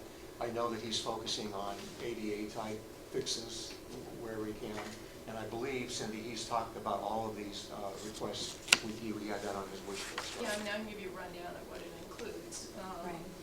One is, believe it or not, in order to change the temperature in this building, you have to go to the roof. And so part of this expense would be for putting thermostats in the living area of the library, so to speak. And he has assured me that if we were to, which I assume we will eventually put in a new system, that this thermostat system would work with any new system that we put in. Oh, that's cool. The roof, the other part of it is roof repair. I think you recall we talked about possibly doing a whole new roof, and we can't do that right now because it was $300 and some odd. So I said, go out and get an estimate for a roof repair for at least where the leaks are, and we found somebody that can do that within this cost. The other one was upgraded breaker boxes. Just it's an electrical if we really need it. And I think that was about it that was in there. Okay. And he really scaled it down based on, I think we should wait until we're a little better prepared. Okay. Yeah, I guess that's really helpful, because I wasn't clear on whether there were any, like, big ticket items, and I mean, these all sound like triage more than anything else. Is that accurate? Yeah, but I think the follow-up on that, I think is really based on our earlier conversation from tonight. I mean, if we're looking at the timeline that takes us past the 1920 fiscal year before we're really doing anything significant, I feel like we should revisit that, right? Because if I read this right, there's like 160,000 less in requests. I read that somewhere. Well, last year, at the beginning of the year, the requests, I know what you're talking about, yeah. I think I know what you're talking about. I just saw there was a note that there was a decrease in requests for facilities. Oh, yeah, well, I think that is what you, I think I do know what you're talking about. So last year in July, there, and I don't know what the request was for, but the budget item was $250,000. And we obviously didn't spend $250,000. Actually, at mid-year, that got moved around a lot to some of the consulting fees. So, you know, this particular year, we went down to $70,000. I think the number was $70,000 that we put in there. And as I say, it's really trying to get through a rainy season again, in terms of roof repair, and some minor electrical and thermostats, which really hate seeing Jonathan continuing to go up the roof every time I say the building is cold. Yeah, that's ridiculous. Yeah, I mean, I guess to kind of just drill down on this question, I guess I'm just wondering if you feel like this is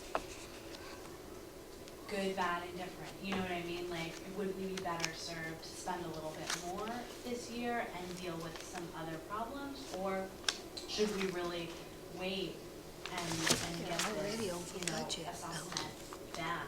It feels like a really long delay.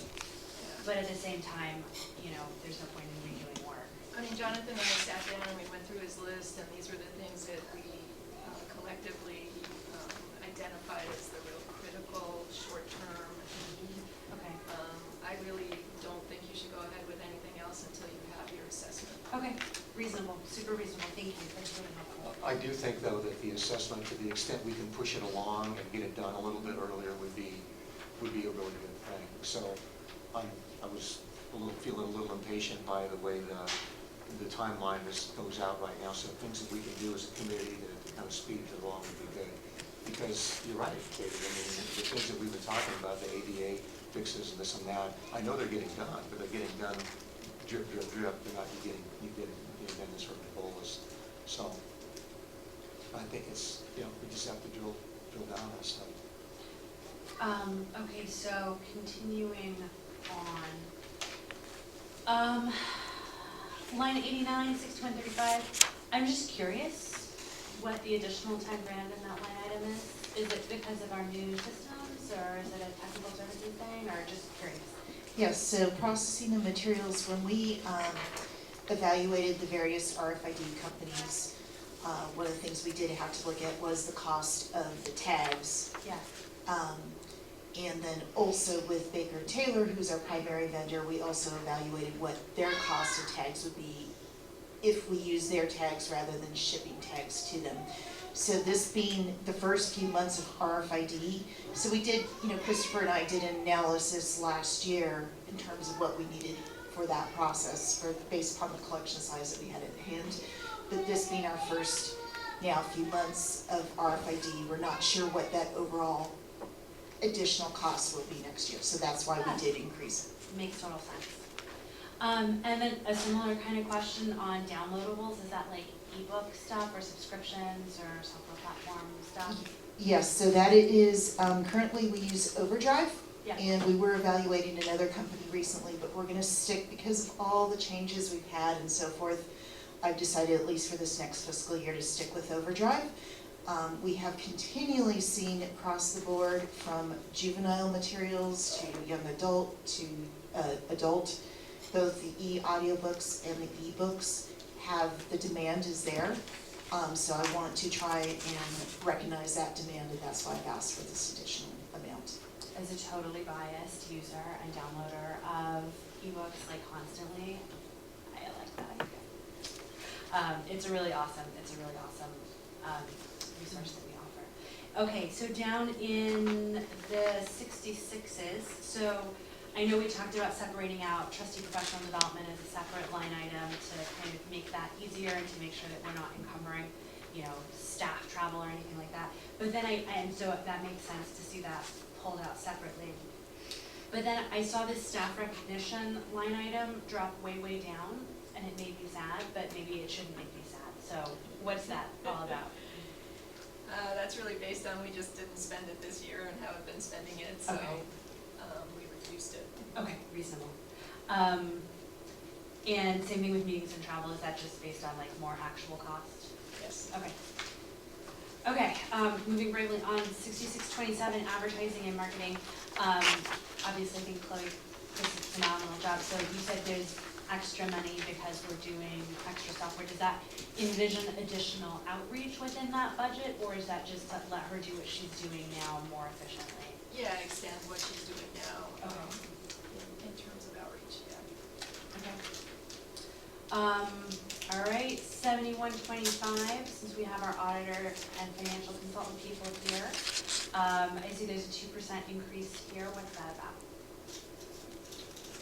Just based on, that budget's just based on inflation. Mm-hmm. Okay. In future, I appreciate what you guys do, but like maybe you can spell the name of the district correctly, because that's. It's the there's capital D D in there. she's Oh, talking the capital D. Yeah. Yeah. Okay, Or knock off the 2%, we'll get that next Okay, time. all right, I appreciate that, former writing professor. All right, architectural and engineering, that 50, is that separate from, No, it is the consultant fee. it's a consultant fee? Okay, so the other consultant money is in the consultant other line item? Correct. And we've just separated those because it's a capital thing, right? Okay. Okay, you already answered my questions about programming moving around, so I think that's everything. Thank you so much. I really appreciate it. Sorry, that was a lot. Any other questions on line items? The budget for the legal fees, if you average it out, it comes to about 11,000 change a month. I just want to make sure we're confident that it's going to come down to that, because it hasn't come close yet. And I don't want us to be overworried. We are getting much, much closer. Okay. They decrease every month. And then the other question I had is, since the budget does not include a COLA, anything that we approve, where would that money come from? That's the question before you tonight. And, quite seriously, it would, depending on what you decide, if you want to break even with your revenue and not dip into the reserves, then it would mean reducing some of the requests that are on the table. And, I can make those suggestions dependent on what you decide on the COLA. So, Because we're ahead, we can go through numbers specifically. well, if I'm reading it, where the heck did that one go? Here it is. All right. So, if I'm reading, so the 0 gets us a plus of 26,800. The 3.3 costs us 43.3. So, The 3.3, yeah. so is the 70,000. 43.3. Yeah, the total cost of it is the 70,100. I'm gonna let Ian And that's explain his over. numbers. That's over if we did nothing. Yeah, so if you're going through this chart here, you have the 0%, which shows you the net income on the budget you're looking at tonight. And moving over, the COLA increase row is the additional expenditure with the percentage COLA increase listed above. And then, And then, go ahead. so then the staffing changes that have already been made saved us, I think it was about 150,000. Well, the net was 5,000 more, Oh, the net once was I only make other 5,000. changes, yeah. Oh, okay. Yeah. But, So we'd have to, okay. but if you, just to point out, at the end of the budget sheet, the net income loss is the 26,800 that Ian's referring to, and so the more you give, the higher the number that becomes, or lower that becomes. It goes into the negative. Correct. So we go, yeah, so right now, the proposed budget is a plus of 26. Right. And if we did the 3.3 with no other changes, we would be in the negative by 43. But there are things, you know, if you don't want to go in the negative, if you want to stick with the revenue that we have, that number, then we can take things out of the budget. And I can recommend things if we get to that point. I guess on the, if Does we're that moving be on to the 2%? COLA discussion, is that sort of where we are? Yes, unless there's Okay. more questions about the line items, and I hate to interrupt your joint presentation, so Ian, I know you've got some things to say as well, right? About the, As far as, Just I'm about- just here to answer any questions. okay, you guys gotcha, I may thought have. you might have a presentation that you prepared as well, so, okay. Yeah, I think the COLA question is Okay. looming. So on the COLA front, I mean, correct me if I'm wrong, but our staff are already underpaid relative to other districts, right? Most positions. Most positions, and we are in a super high cost of living area, not presuming that everybody lives in Altadena, but just like it's expensive. Los Angeles County generally is one of the highest cost of living places in the country. I mean, look, I am all for not being in the negative, but at the same time, I think we have to pay people a living wage, and as much as I would love to raise salaries across the board, I don't think we can afford to do that, but we could at least keep up with the CPI. And, you know, if we need to make adjustments in other places, we make adjustments in other places, but I think we've got to do at least the 3.3. Is it 3 that we should do? Yeah, it's like, Just to add to that conversation about that 3.3, that's based on the April CPI that's been reported. We used the February CPI, as I recall, last year for our COLA increase of whatever it was. This comes from you, Cindy. So as we work through this process about COLA, I think it would also be good, number one, to arrive at a number that we'd like to do, but also to try to standardize that a little bit. And Cindy, I think you're the one that told me that most cities use the April CPI report as the one that they'll use for issuing CPI. Yeah, I checked in with Cindy Byerman from Platinum, and I said, what do most agencies use? And she said either January or April, but the majority of them use April. So standardizing that at the same time might be a good thing to do. I saw an article the other day, and they're prognosticating what the Social Security cost of living increase might be. And they think it would probably come in at about 2%, but maybe less than that. They're not quite sure. It's hard to tell, what's going to happen with that. So, this thing fluctuates by as much as a point month to month. And I agree with you, Katie, that 3.3 sounds like the right number, especially having gotten a letter today that you've all seen where the staff is asking for 4%. And I will, I think the 2% is a national number. I mean, if you look at the CPI in, other states, it's a lot lower than the 3.3, but this is the cost of living in California. Yeah. which is high. One thing that mitigates this a little bit, that negative number that we're looking at with a 3.3 increase, is that we still got 3 months left to manage this year. And, we might do better than our budget indicates this year still. There's an opportunity for that to happen. So we'll keep after that. And then we've got all of next year to work with this budget and see if we can get ahead of the game just in the amount that we're spending. So I like this conversation a lot because I think it's increasing the knowledge of the board about exactly what the line items are and what the points of stress are for the budget too. And I think as a board, if we stay after this and provide good oversight on our end, that there's no reason that you couldn't beat the budget, in the next fiscal year. Cindy, I kind of hesitate to ask this, and I'm not asking it because I think we should cut money from any particular area. But you said you had recommendations about places that savings were possible. Could you talk a little bit more about that?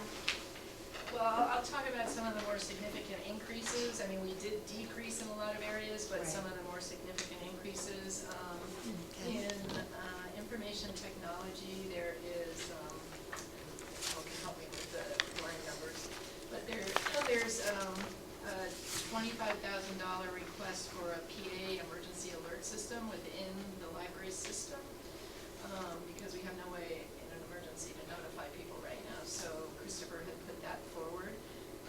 There's 22,000, and I really wouldn't recommend cutting this one, but 22,000 end-of-life cycle computers, which would be both for staff and the public. The majority of it is for the public. We're hoping to do this year, depending on where we are with our budget actuals, but there's also $20,000 in here for staff ergonomic chairs. The chairs in this organization are pretty bad, so the $20,000 would purchase ergo chairs. But as I say, that might be something we can assume depending on when we get the quote, because we've already kind of looked at quotes. That might be something we can take off of next year's budget because we can do it this year. There's a $37,000 increase. I think it's actually only $17,000 increase in materials. So Stella won't like me for saying it, but we could survive on our $300,000 budget. And Stella's going to raise her hand and disagree or agree with me. Actually, I do agree, because one thing that has occurred is when we decrease the number of shelving in the adult materials, in the adult collection, we really haven't decreased the book budget that much, so there is some wiggle room there with the book budget. And so the book budget now, I mean, I don't know, I don't think we feel like not spending. Do you feel like you're able to do what you want to do with the budget you have now? Do you know what I mean? Okay. And so the expanded money would do what? Like what benefit would that represent to patrons? So again, what I would probably then want to do is if we were to keep it at the 300,000, then what I would want to do is then do some manipulation within some of these collection areas. So I would still want to increase the funding to downloadables. I would still want to increase the funding to DVDs and video games because that is what our patrons are asking us for. Certainly they're asking us for books as well. I don't want to, discount books. I was hoping to add maybe another database, but that could hold off. So there is some wiggle room. Okay. I mean, the other areas to consider, and I don't have the individual costs for these, but what we discussed earlier with facilities, the thermostat, the roof repair, the breaker boxes, upgraded electrical. But I have to get the individual numbers if you wanted to cut one of those. Think about delay some of those. No, and I it's not like, I mean, I think people should like sit in comfortable chairs and have computers that work, and we should buy books and like have a roof that doesn't leak, and those are all really valid things. But I also think that I know in my experience and whenever I talk to people about the library, the thing that they say that is so outstanding is our staff. And I think we have to do whatever we can to try to pay people at least something approaching a ballpark of what they ought to get. And I wish, like I said, we could pay everybody a lot more because they certainly deserve it. But I don't know. I think we've gotta figure out whether we pull that money from reserves or we rearrange things. I don't know, but. I mean, if I were to make a recommendation of all the things that I've suggested, I would say defer the, public announcement system. We can defer that another year. And hopefully, if we are able, I mean, we by June whether we're able to cover the ergonomic chairs, this year, so that's $20,000. Yeah. So, So that gets us pretty, I mean, that gets us halfway, right? If we do the 20 in the chairs this year, and then how much is the PA system? 25. Okay, so That that gets gets you it, there, that would yeah. get us there, to the Right. 3.3 at least. Right. And if we really got ambitious, we could try to find another 14 grand someplace to make it to 4. I don't know if that's possible. But by June, by the next meeting, we will have more information on, Stella and I can talk a little bit more about materials. We will know about the ergonomic chairs. Okay. So perhaps we can come to a number that's a little closer next month. Okay, that seems reasonable. So we have PA system at 25, 25, yeah, and then chairs at 20. at 20, yeah. And there was one other one that you might recommend, Materials. materials. At how much? Book and material collection. Was that at 10 or what? 17 is what you said, 17. Stella? It was 17? It says 37, but you said it was actually 17. It's about 17? Is that right? Or am I making that up? Well, the original budget was 320, and so 17. Which would get us all the way to 4. But, yeah, okay. But we really want to get to the 3.3. I would say as a minimum, yeah. Yeah, But if we can do better, like, that would be really good too, because, yeah. you know, we wanna do what we Yeah, can it's nice to have a It's balanced budget, basically. That's It's what we should. 62. So if that's the direction of the board, then we will make it happen. I just wanted to ask one more question though, since the ergonomic chairs keeps coming up, but I also heard that, we've got an insurance cost increase because of an increase in workers' comp Right. claims. So, have we done any of, like, an analysis of those claims to see if there's, like, a specific, is there a specific ergonomic issue, for instance, like, do we have, like, an uptick in, like, some specific carpal tunnel or whatever, or, like, are we being clear, like, targeted about how we're approaching that? To my knowledge, Nicole may know better, in the claims, there were no ergonomic issues. No ergonomic. I don't know how much I'm allowed to say about Yeah, that, but but not you're- No, ergonomic. I'm just can't wondering say- if, like, we can't if say there was, like, that. something obvious that popped up in all of those new claims, or do we have we increased a line item to address those, because that kind of, two birds, one stone kind of thing. A lot of it was related to the chaos of the last several years.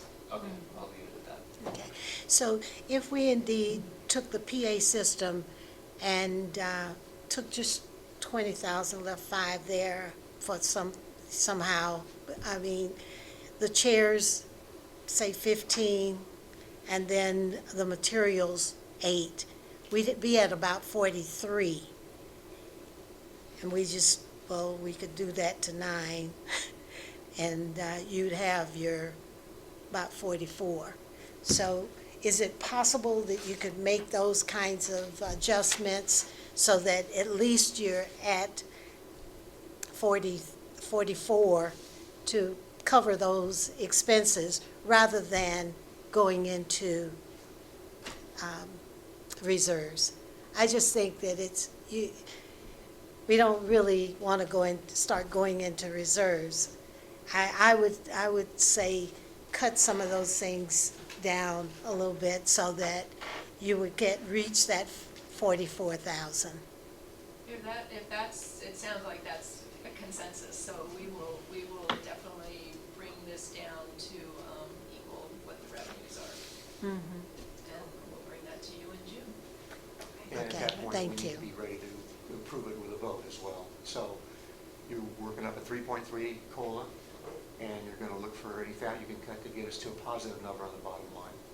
Okay. Okay, Sounds good. thank you. Thank you guys so much. And before we go on, this was my first year doing the budget.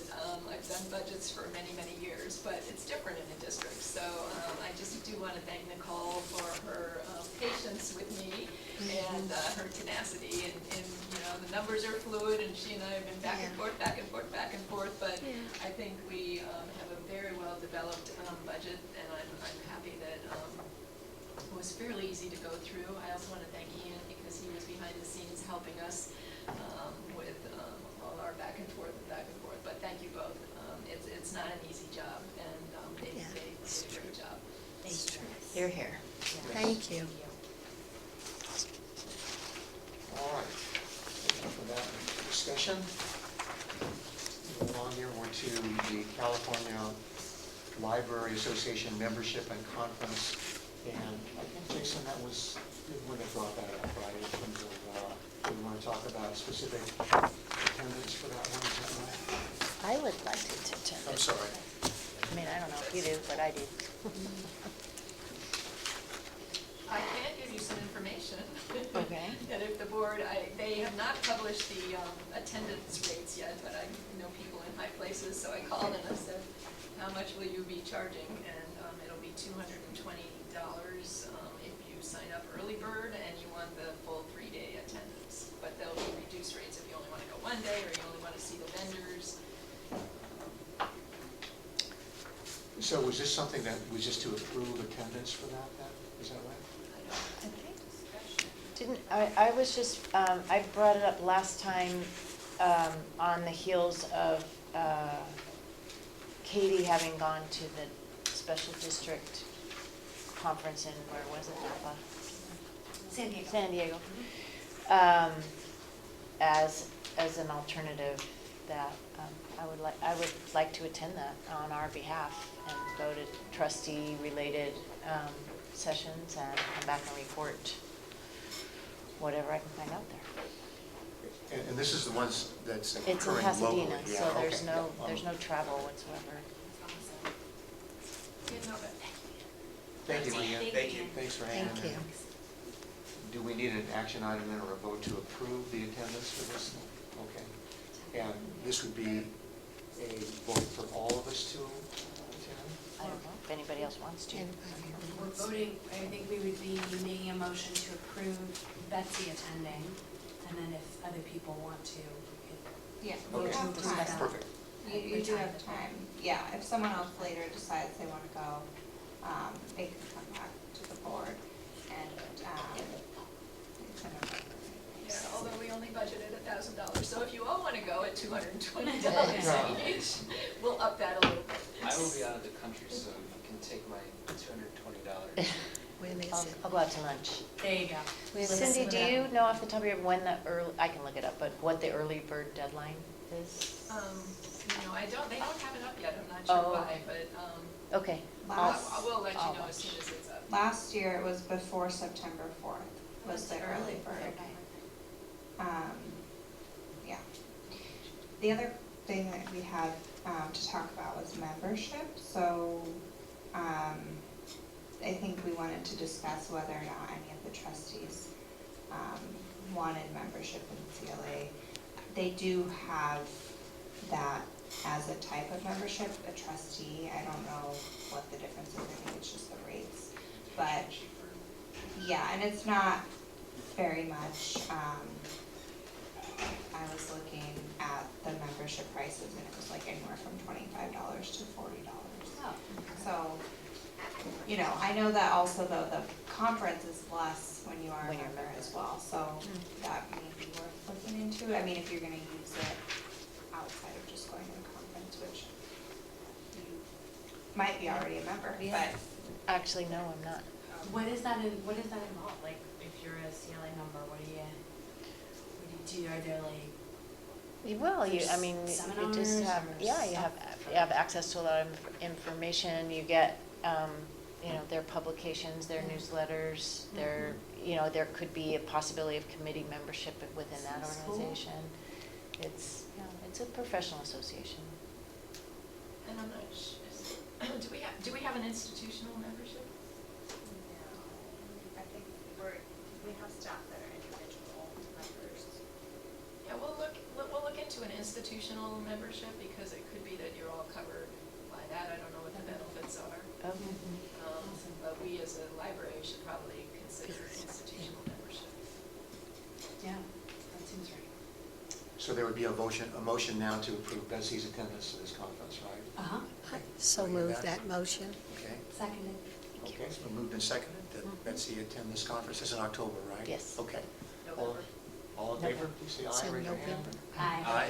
All right, motion passes.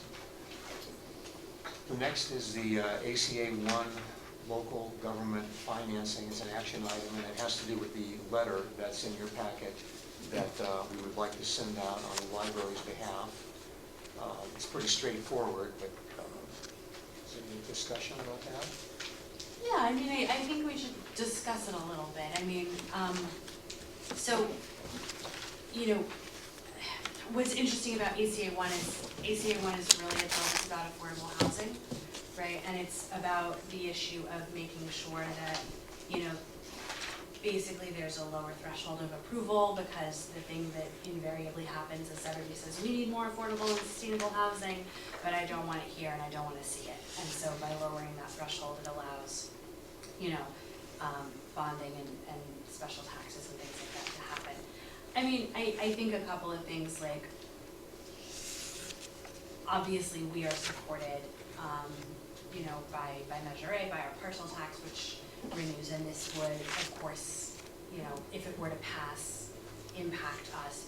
There is a long journey between that and, you know, the finish line, because the bill, I think, is in the Senate now. It would have to pass the House, and then it would go onto the ballot in 2020 to be approved by voters as a prop. So, like, there's a lot of steps between here and there.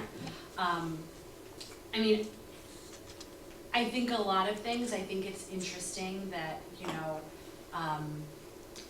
a lot of the opposition to sustainable housing is also coming from Senator Portantino's office. I mean, he just shut down a bill in committee that was gonna work on allowing more freedom of zoning issues around public transit lines, and the feeling is that that's largely at the behest of, like, residential communities that don't wanna see more dense housing, more urban housing around transit areas. And so, you know, I just think that it is a slightly more complex thing than we should lower the threshold. And I think it's worth talking about that. I also think that, you know, and again, I know that our funding comes from a parcel tax. Parcel taxes are inherently kind of a regressive tax, right? Which is problematic, because exactly the same amount of money is charged to you whether you know, have a house that's worth $300,000, or if you have a house that's worth $3 million, or if you're a commercial business. So, like, there are a lot of issues that I think are relevant. You know, at the end of the day, I think for us specifically as a library district, it makes sense to support it with all of those reservations, because we are created under an establishing act that is part of the education code. And so for that reason, like, as a logical extension of us being in the education code, which is where school districts live, it makes sense that our referenda should be at 55%. I'm not sure that every referendum across the state of California should be at 55%. I don't know. I think it's worth talking about a little bit. Yeah. My impression is that we get sort of swept up in this thing because we're not the main issue, a little We are district. not. I mean, but we enjoy the benefits of that lower threshold simply because the bill sort of includes us in the whole thing. Yeah. I think the biggest issue is going to be, if this makes the ballot, what the voters have to say about it. Sure. And the biggest, overwhelmingly beat down or approved, whatever it is, that's sort of a harbinger about what we might expect with our own Measure A vote coming up. Right. So it's interesting, it's like a conundrum, you want to shut it down, you want to see what the public has to say about it, in a sense. So, but I think, generally speaking, it would be a good idea. That's another, how many percentage points off the thing, another 6 or 8, right? It's 66 to 55, so Yeah, it's so, 9. okay. So, I mean, I think any help that we can get in that, 11, what a challenge it is now. Not a math major. I think any help that we can get on lowering that threshold and making the vote more achievable for Measure A when it gets renewed is, we need all the help we can get on that. That's my Oh, we view. are. Yeah, I mean, at the same time, like, Measure A passed last time with, I think, 85% of the vote. And if we're looking at a situation where, 66% of the community thinks that we're doing a good enough job to continue funding us, and, or maybe only 60% does, or only 62%, like, I think those are important considerations. I don't know, jump in with Yeah, another go little ahead. factoid on my end, and that Please. is that there has been a study that I talk about frequently by the Bill and Melinda Gates Foundation, that for 10 years apart, 2008, 2018, they asked voters, likely voters for, in libraries and all kinds of special districts, how they felt about this sort of thing, funding, a bill or voting for a bill that would add extra funds for the library. And they were less likely to vote for that in 2018 than they were in 2008. And the theory is that the downturn in the economy was so severe when it happened during the Great Recession that a lot of people were saying they didn't want to spend any more tax money on anything, whether it was the police department, the library, whatever. So there was a reaction that occurred on that. And I'm not saying that would carry over to 2024, but you can expect a recession between now and 2024 sometime. And if the symptom of the electorate is that they hunker down when they feel the recession coming and just don't want to pay taxes on anything, that could affect what's happening for us in 2024. And there was a study done by Platinum Group, we didn't talk about it tonight, about what would happen if we didn't have a Measure A success in 2024. And it would be grim. It would be very grim. So when I look, Katie, at one of your bullets, which was sustainability, and I took that to be what it was. We need to sustain the health of the library to pass it off to the next board, future boards. That, to me, is a big item. In fact, it's the biggest one on the list. So things like this, when they come along and there's a chance, I like to attach the library to it as much as possible. This is my personal feeling, but that's my reasoning behind it. I just have a comment to make about the prospect of more recession, which is, I don't know what it was like here, because I wasn't here in Altadena during the last recession, but I visit a lot of public libraries all the time. And in the recession, I walk up to the Arroyo Seco branch in Highland Park 15 minutes before opening time, and there'd be 30 people waiting outside the door to get in. We're the kind of institution in a community that when there is economic downturn, people depend on us even more. Exactly. So, I don't know quite how that fits into this discussion, other than to sort of put another set of lenses on the idea of, recession being a hard time for people to pay more taxes. It's true, but I think we're a bargain as far as taxation goes on to the public. I feel like we are an institution that provides people more of what they need when they can't afford to pay taxes as much because of the recession. And I think that during that time in Pasadena, I believe we might have cut back hours, but the library was open, wasn't it? Stella, can you address that? I don't think. know, I wasn't here Oh, okay. I don't really think it was, well, maybe there might have been some closures, but I don't think it was really a lot of closure. Pardon me? We reduced our hours. We were reduced the open on hours, Sundays. but that was it, Yeah, wasn't it? we used to be open on Sundays. Yeah. I mean, I can speak to Glendale. In Glendale, we cut a budget by $1 million, and we had to reduce our hours significantly. Yeah. I don't know how, we just closed on Sundays, I believe it was, Yeah, there wasn't may it? have been some other Mhm. adjustments. Yeah. But that was the big one. And I certainly don't, I'm not arguing against our parcel tax, and I'm not saying I think we actually should increase what we put out for the next parcel tax campaign. But all I'm saying is, I think that this is a bill, like you said, Terry, that does apply to us kind of through the back door, but it's really not about us. Yeah, And I but- think it's important that we kind I of think are we clear about support that. it. Yeah.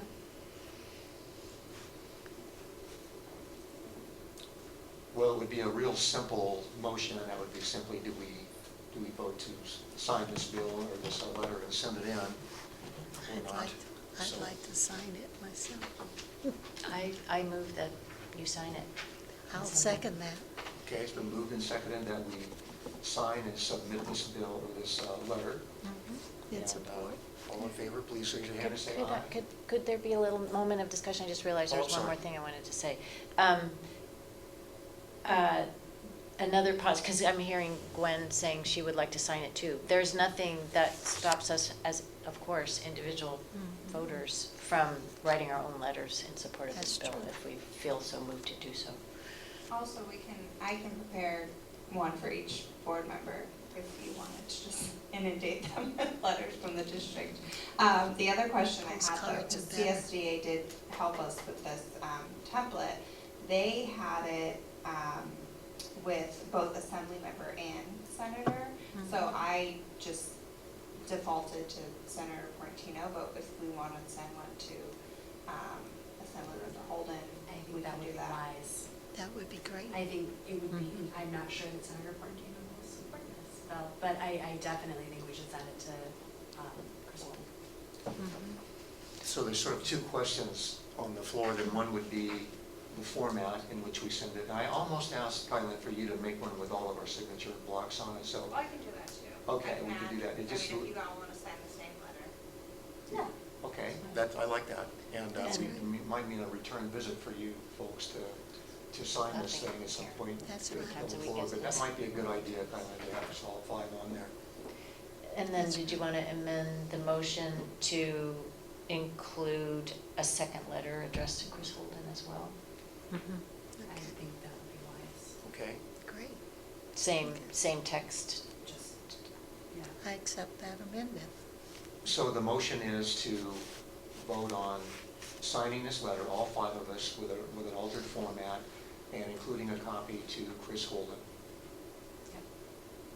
All right, all in favor, please say aye, raise your hand. Aye. Aye. Aye. All right, that motion carries. Thank you.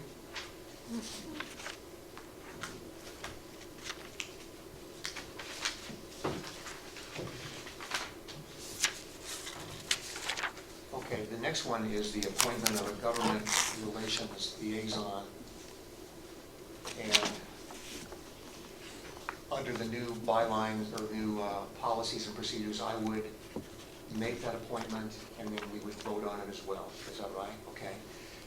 Before I make the appointment, I would like to also get us a feel for the synchronizing the liaison appointments. I want to say I was looking for it. There was a point where there was a July date for, but it wasn't for the Yeah, liaison. it was on the master calendar that's in item H. That's what it was, okay. And it suggested that we appoint liaisons in July. I assume that's just to offset it from the election of officers. That was already there. I Oh, know okay. it's been happening at various times just because of things Yeah. out. But if you guys want to change that, I would do that under H. Yeah. But yeah, I don't think that there's, I don't know if it ties to the fiscal year. Yeah. maybe. It makes sense that you would offset it by half a year.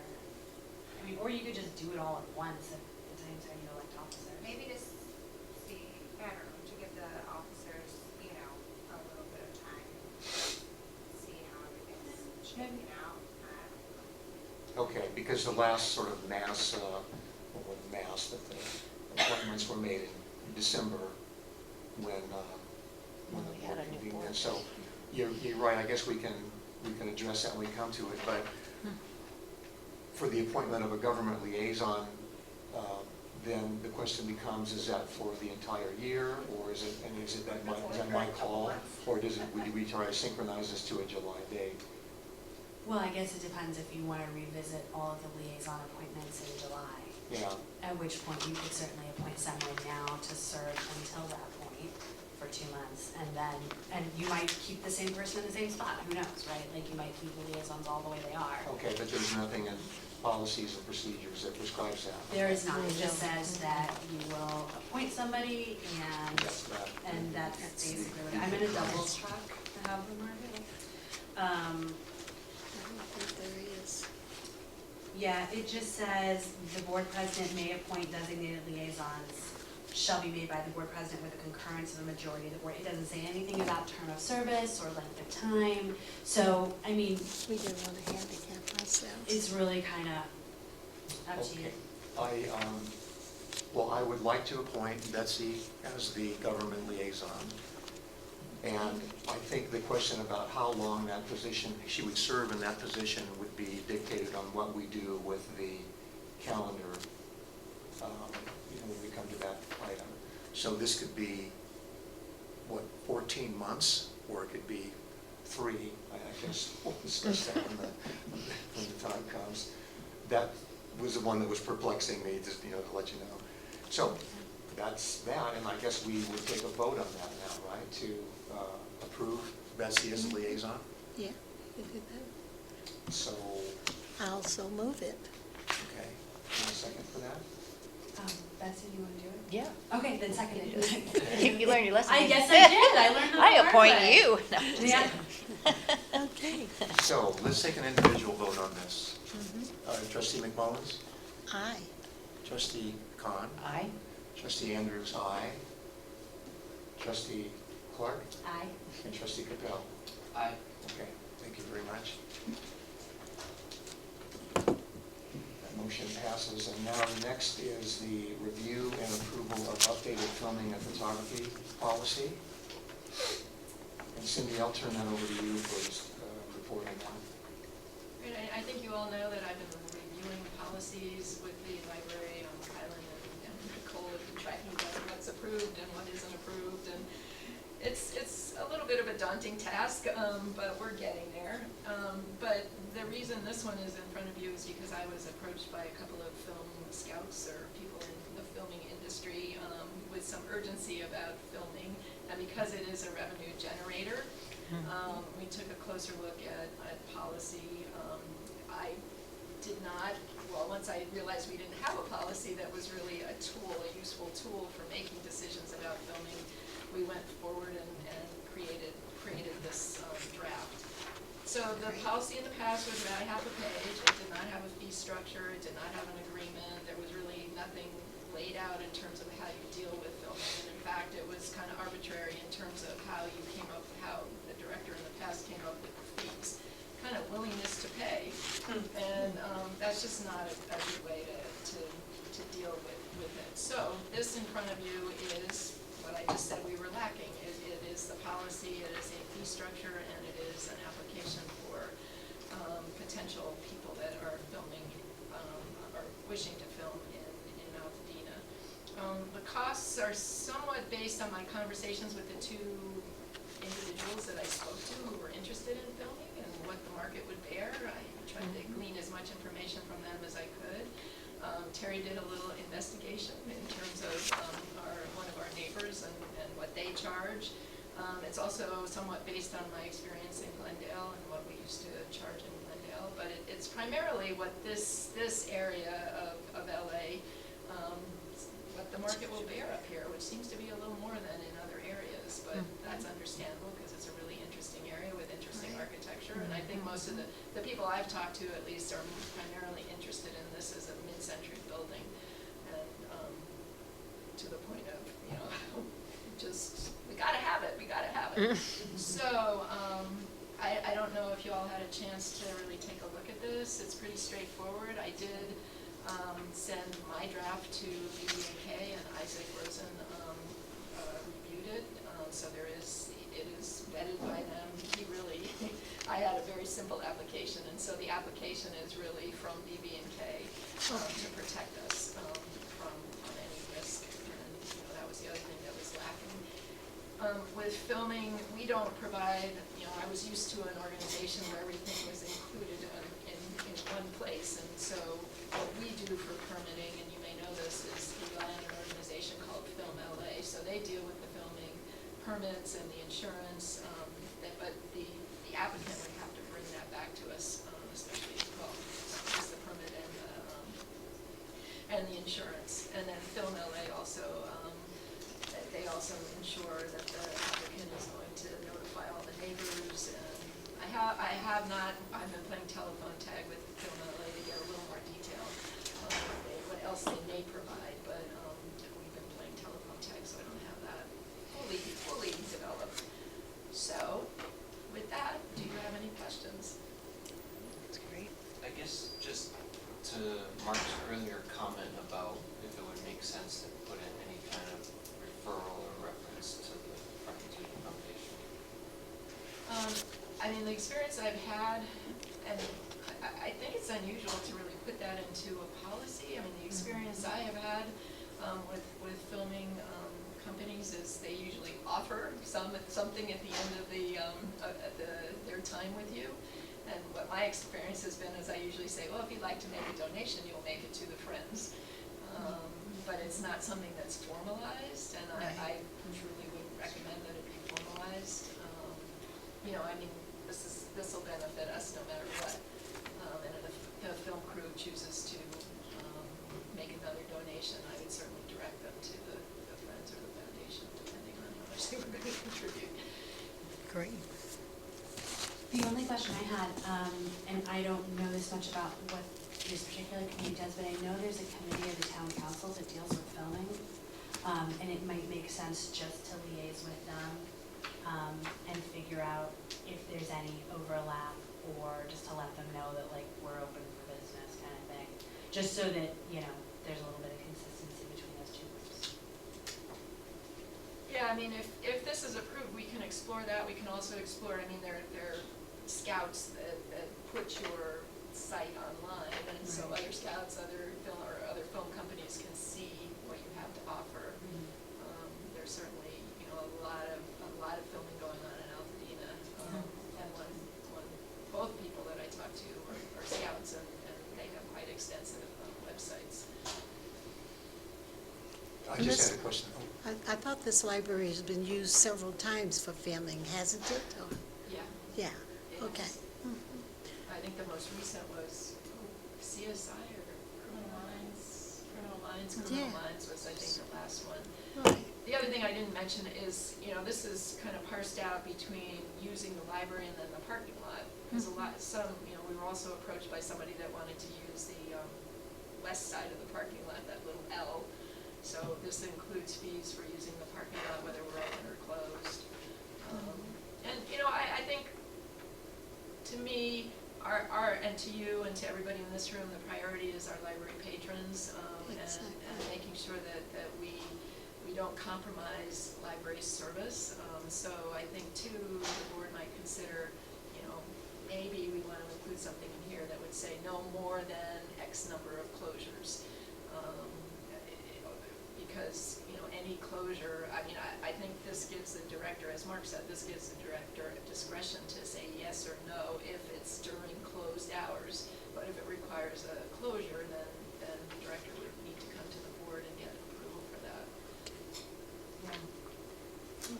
I just had a question on the, I guess, the formatting or the language, and maybe it's just me, but when you go to the rental usage fees, it says exterior only, closed hours, and it says $2,000 minimum of 4 hours.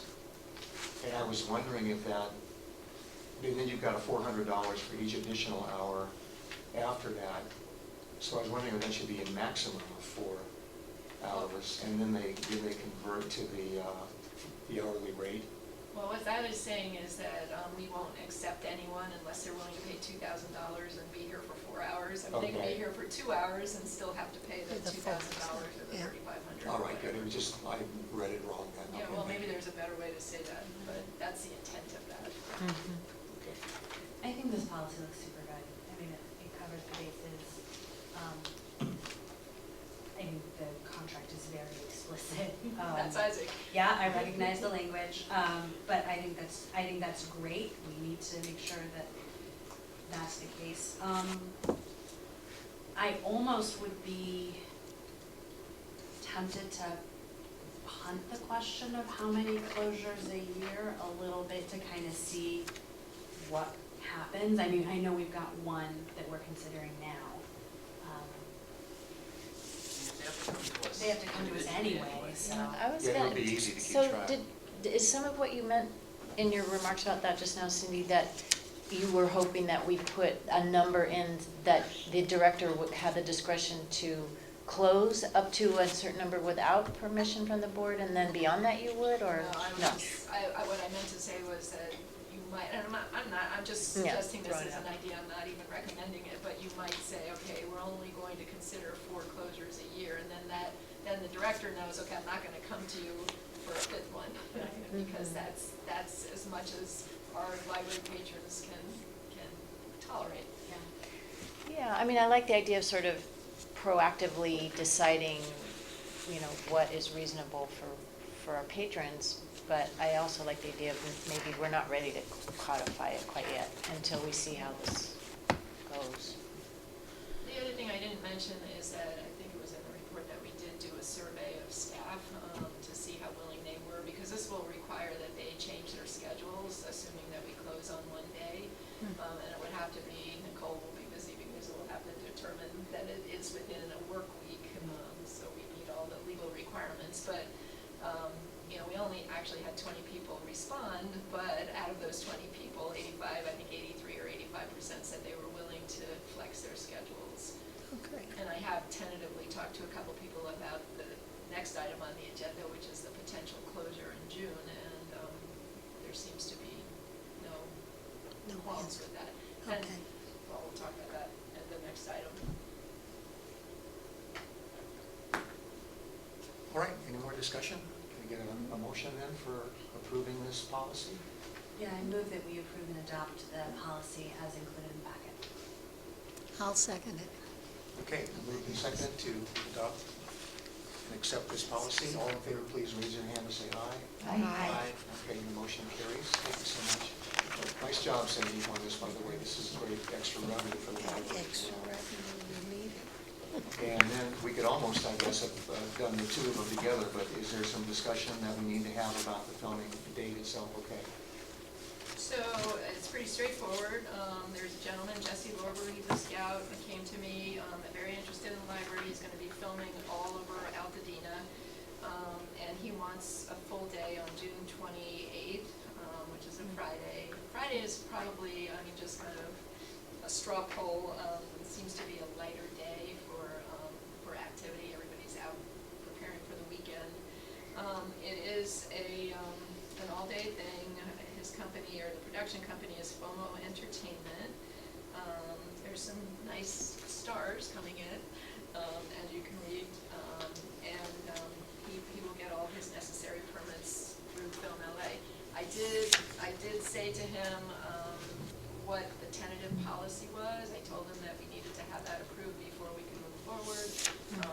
He said, we'll pay whatever we have to pay. He seems to be really eager to get our 11 location. hours and 15 grand to send an email. How much do we need of that COLA? Make sure it's 57,000. And it's approximately 15,000 that we would be charging him. Well, that's great. It's Let him hard come to one pass more up. time. And we'll almost have that. And he will be calling me, I know, at 6 a.m. tomorrow, if not at 10 o'clock tonight. He's very eager to hear from me. Oh, well, great then. These deals aren't over until they're over, though. There's always something happening. All right, any discussion about that? All right. Can I get a motion then to approve these filming days? So move. Second. Second. Okay, it's been moved and seconded to approve the filming dates. All in favor, please say aye. Aye. Raise your hand. Aye. Aye. And that motion carries. Thank you so much. The next is the review and approval of the updated meeting room policy. So we had a policy that no one was using. I didn't even like to send it to people, but I had to, and then I had to explain that it didn't matter. But they signed an application saying they read it, so I had to send it to them. Basically, just over the last couple of years, I mean, it was a good idea, some of it. We thought it would be used more, and, you know, people would be willing to pay more for our space, like the community room, for example. But we have also had an uptick in programming, which is a really good thing. So just internally, unfortunately, you know, or fortunately, we use the space more than we have in the past, and because of that, we can't offer the space to patrons or outside groups as much as we used to. But we do have the small study room upstairs in the children's area, which wasn't always the case. That is I would say, heavily used space. I mean, it's really the only quiet space if someone wants to escape our big, open, loud floor plan. That's where they can go. I will say we do offer the community room, and we've discussed this with staff, if it's empty and someone does need a space, you know, we will open this up and say, sure, use it, like some people have Skype interviews or things like that. So basically, the biggest changes are the small study room will be on a walk-in basis. It's gonna be first come, first serve. So right now, I have people calling me every day wanting to reserve that space.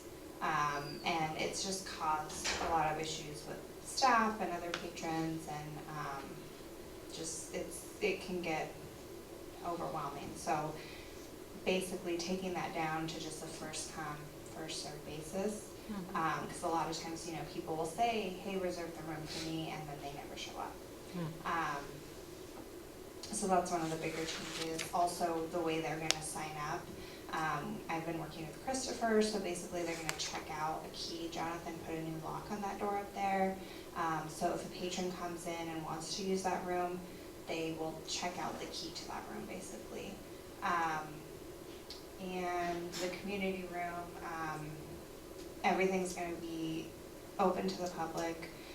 We don't really have an issue with that. A lot of the groups that do use it, they don't care if people come into their meeting, Girl Scouts and 4-H and things like that, but just to make that clear in the policy was important.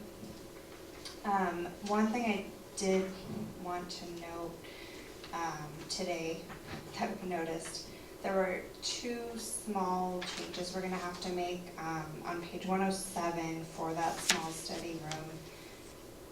We need to include a line in there about no-shows, which we did not, so just to make it clear,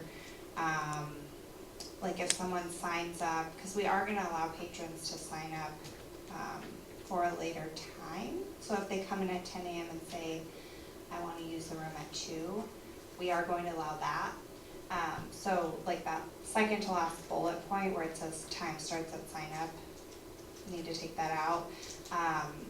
And then the other thing is if they don't show up, so if they do sign up for a 2 o'clock time slot and then it's like 2:15 and there's someone else waiting, we are gonna release the room to that next person. So that's the only other thing that we need to include in there.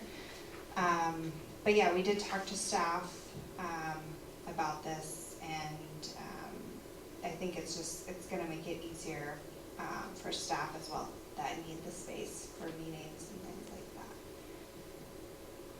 I mean, with every policy, I just want to stress 2 points. With every policy, our focus will be on consistency and how we apply the policies. So that was a big part of what Kylan and I talked about. And also, you know, our priority has to be for our programs. And what was happening is we were having people that, you know, it's a great resource, but people were booking the room, 6 months, 7 or 8 months in advance, and then that would disallow our staff from planning programming. So, you know, as Amanda said, 40 programs a month plus all the adult programs, we really need the space. Yeah. So yeah, we're taking applications now, it says under that item C, up to 30 days in advance. Because we did have groups that, you know, they wanted it every month for the school year or, you know, things like that. And unfortunately, with our programming, it became just really hard. We can't guarantee, you know, we're gonna give them a space every single month on the same day. And we just need to, you know, internally just, like Cindy said, make everything consistent and alleviate some of that confusion between staff and how things have been handled.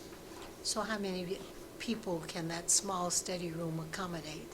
So it says in the policy 8, that is based on square footage and the fire code, which Jonathan helped me look into.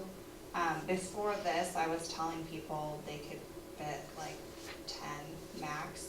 If you've ever been up there, it's a really tiny space. So yeah, the policy is 8 because the fire code dictates based on square footage how many people you can have in there, and really comfortably. I mean, we've had meetings in there with staff, you can't really go that comfortably. Very good. I have a question about the sentence in Part C about insurance. What does that really mean? Depending on the nature of the reservation, groups may need to provide insurance? Yeah, we debated on that language. There's some cases, I mean, and it's maybe somewhat subjective and we have to think of a better way to say it, but there are some cases where there are groups that want to move furniture around, there's going to be a lot of people, there's the potential for damage in the room, and I think that is what we were basing that on. So does that not at all have to do with liability? Because I know in my school district, if anybody wants to use my library that's not part of the school district, they have to go out and get insurance for liability reasons in order to do that. The other thing about this was typically we're getting the room to organizations that would typically have their own policies. So, you know, I don't know what their liability insurance would say, but like if Waldorf School uses it, because they use it typically once a year, or Girl Scouts or organizations that would have their own insurance. We had talked about, and I think we checked with SDRMA too about how that would work and how that would look if something happened. But like if there was a business or an organization that, you know, tells us we don't have insurance of any kind and they want to have some program in here, we might ask them to get that like 1 day, you know, policy or whatever they need to do to make sure that someone's covered somewhere, you know, that we're covered.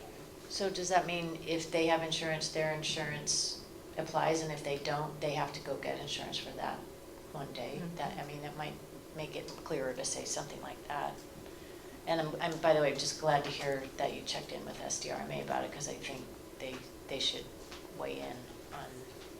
I do think, I mean, we talked about it just recently, and I do think we need to clarify that, Yeah. so we can work on that. Yeah, I just, for whatever it's worth, like, I rent space all the time for programs and stuff like that, like, for my dance company, and I mean, there's really easy insurance that, like, pretty much all businesses have, like, we have $1 million liability policy, and you just show up and you give them a copy, and they're like, great. And if it's a 1 day thing where we're having, like, a bunch of people in for a workshop, you get, like, special event insurance that, you know, covers the number of people you have, and so, like, any legit business that would be charged the $50 should have that, but I think you're right, I think it would be smart to have specific language, so that. Well, I've just been part of a nonprofit that tried to use space in the library, and we were just rinky-dink and we had no insurance of any kind, and they told us, oh no, you have to go out and get insurance, and it was you know, it was a little learning curve to figure out how to do that. So maybe, it sounds like we need to put something in there that says you will need to provide a copy of your insurance, and if you don't have it, you have to get it, or that. That would be And we can make a referral, I mean, we can make a referral to a company that provides special event insurance, I mean, we'll track that down, and if we were just eager to get this out, so you picked up on something that we really needed to. Okay. I had a question about the food policy, I guess, and you've got it pretty well covered, if I'm reading this right, under the small study room, covered drinks, no food. Yeah, that's the space upstairs. For the community room, we're okay with groups bringing in like light refreshments or something. But for the space upstairs, we really don't allow food. Is there a point where you might want to disallow cooking devices though, or heating tables and things like that in here? Well, we also. Well, we went through that before, remember, with. Sorry. It's okay, Betsy, don't stop. I think, Carrie, that the other policy that we need to work on is library behavior, and that would be included in a library behavior policy. Okay. I mean, you wouldn't believe the things you have to put in a library behavior policy, but that would be one of them. Oh, I think we totally would believe. No use of cookies. That's for our first amendment. I felt like the village idiot there for just a second. But really not an issue though, right? That whole, you know, about having something plugged in and hot and making food, does it need to be spelled out? Yeah, I mean, I think what, like Cindy said, that's a library behavior policy, because in that particular case, it wasn't, we didn't give them the room to use, you know, because this is about It was reserving room. commandeered. Right.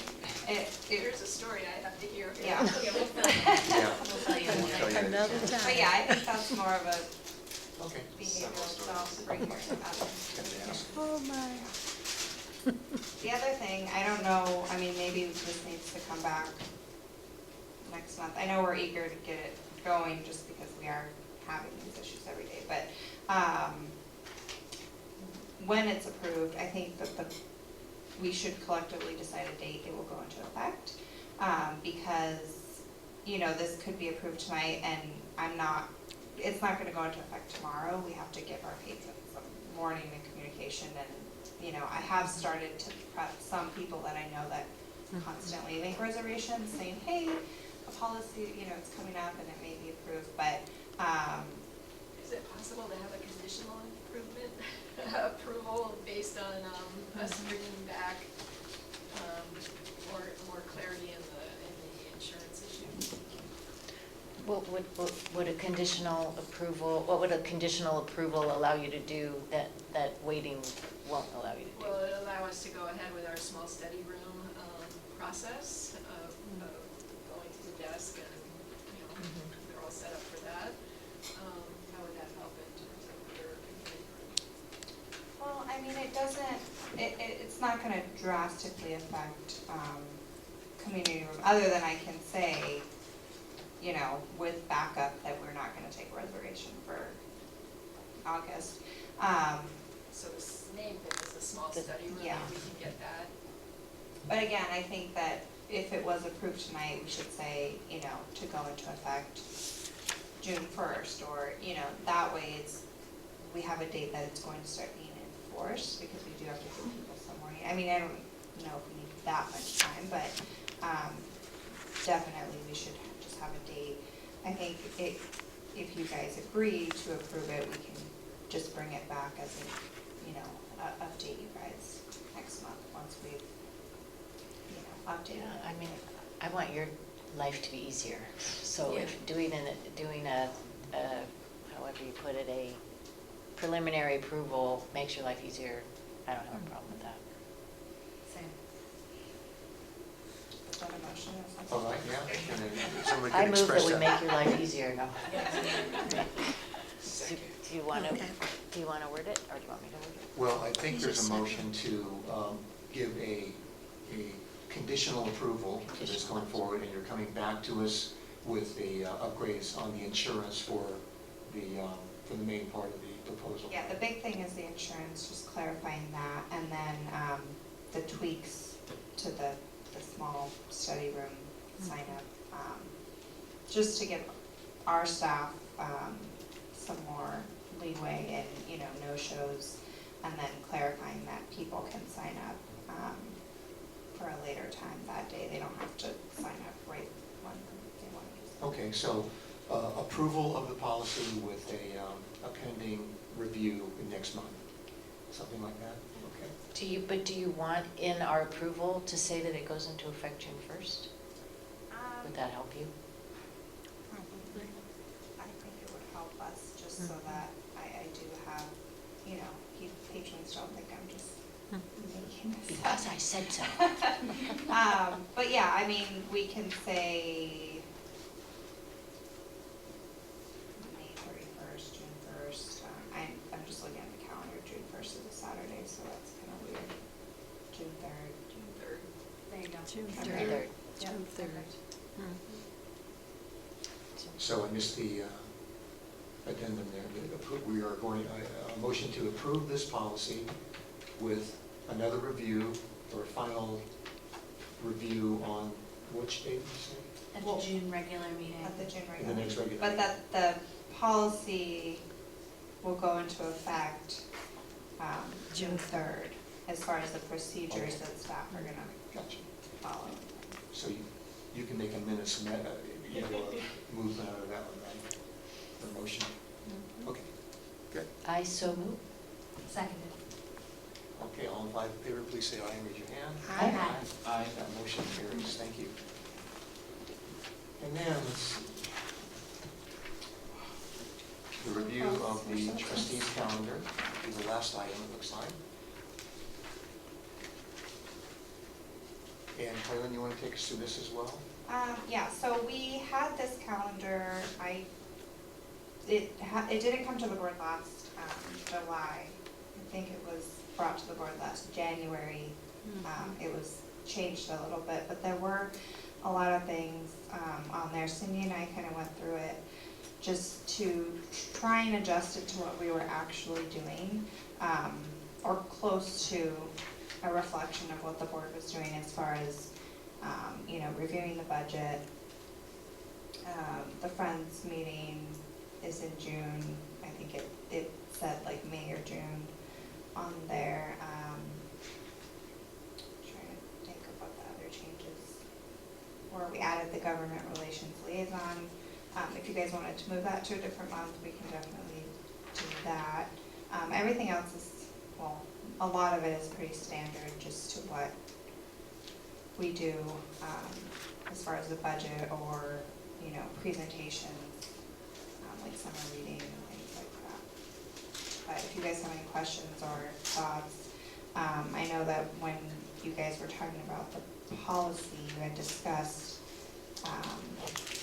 things like the trustee self-assessment, and I had mentioned that this was something you could add to this basically, because this is kind of your working calendar for the year, so something like that, if you guys wanted to add, to a specific month, if you were gonna say the board was gonna do that annually, you could do that. I don't think that the board's retreat is on here, you could do that as well, but yeah, it's just kind of open for discussion.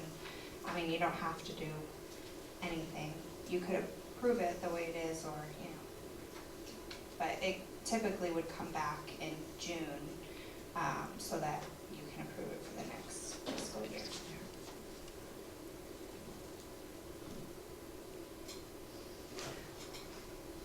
I don't remember if the trustee self-assessment idea came with an actual format already, or if that's just an idea that we would figure out what it meant. I like the idea, I just don't know what it really means. In the handbook online right now, there is a trustee self-assessment. It's, I will say, in my opinion, not particularly helpful. It's like a series of checkboxes. I actually got a copy of a really good and like kind of over-involved trustee assessment, in Miranda at CSEA, that I'm happy to circulate, that I think would be a better starting point. It's just more comprehensive and it asks better questions that kind of get at, is the board doing its job, is it not? And I think, it would be smart to put something like board self-evaluation or board evaluation together with a board retreat. At some point in the calendar year, I think that would be a really reasonable place to do those things. I'm not sure when we do that, but. Yeah, I think that the assessment itself, or planning the retreat, all of that's a much bigger conversation for later agendas. And if you want to talk about, like, you don't have to put it on your calendar for it to happen. I mean, you can definitely discuss that later and add it in. This is just more of a guide, and, I wouldn't expect you to pick a month and just slap your assessment on there because you don't even have one yet. But just to bring it forward, because I don't even know if everyone has seen this document. But yeah, and the one we had was from ALA. I'm sure CSDA has a more comprehensive. Well, and I'm sure there are other ones out there as well. I'll find out if CLA has one. Ooh. I'd rather use theirs, probably. If they have So one. I'd make a couple recommendations on this, namely that we bump the liaison appointments to do December and do election of officers and appointment of liaisons at the same time, because those seem to me to be related. And then we add, a board retreat / board evaluation in January. Because those are two sort of blank spots, and it makes sense to do that at the beginning of the year, you know what I mean? Yeah, I like both of those. I like having everything done in December too, in terms of reorganizing the board. Yeah.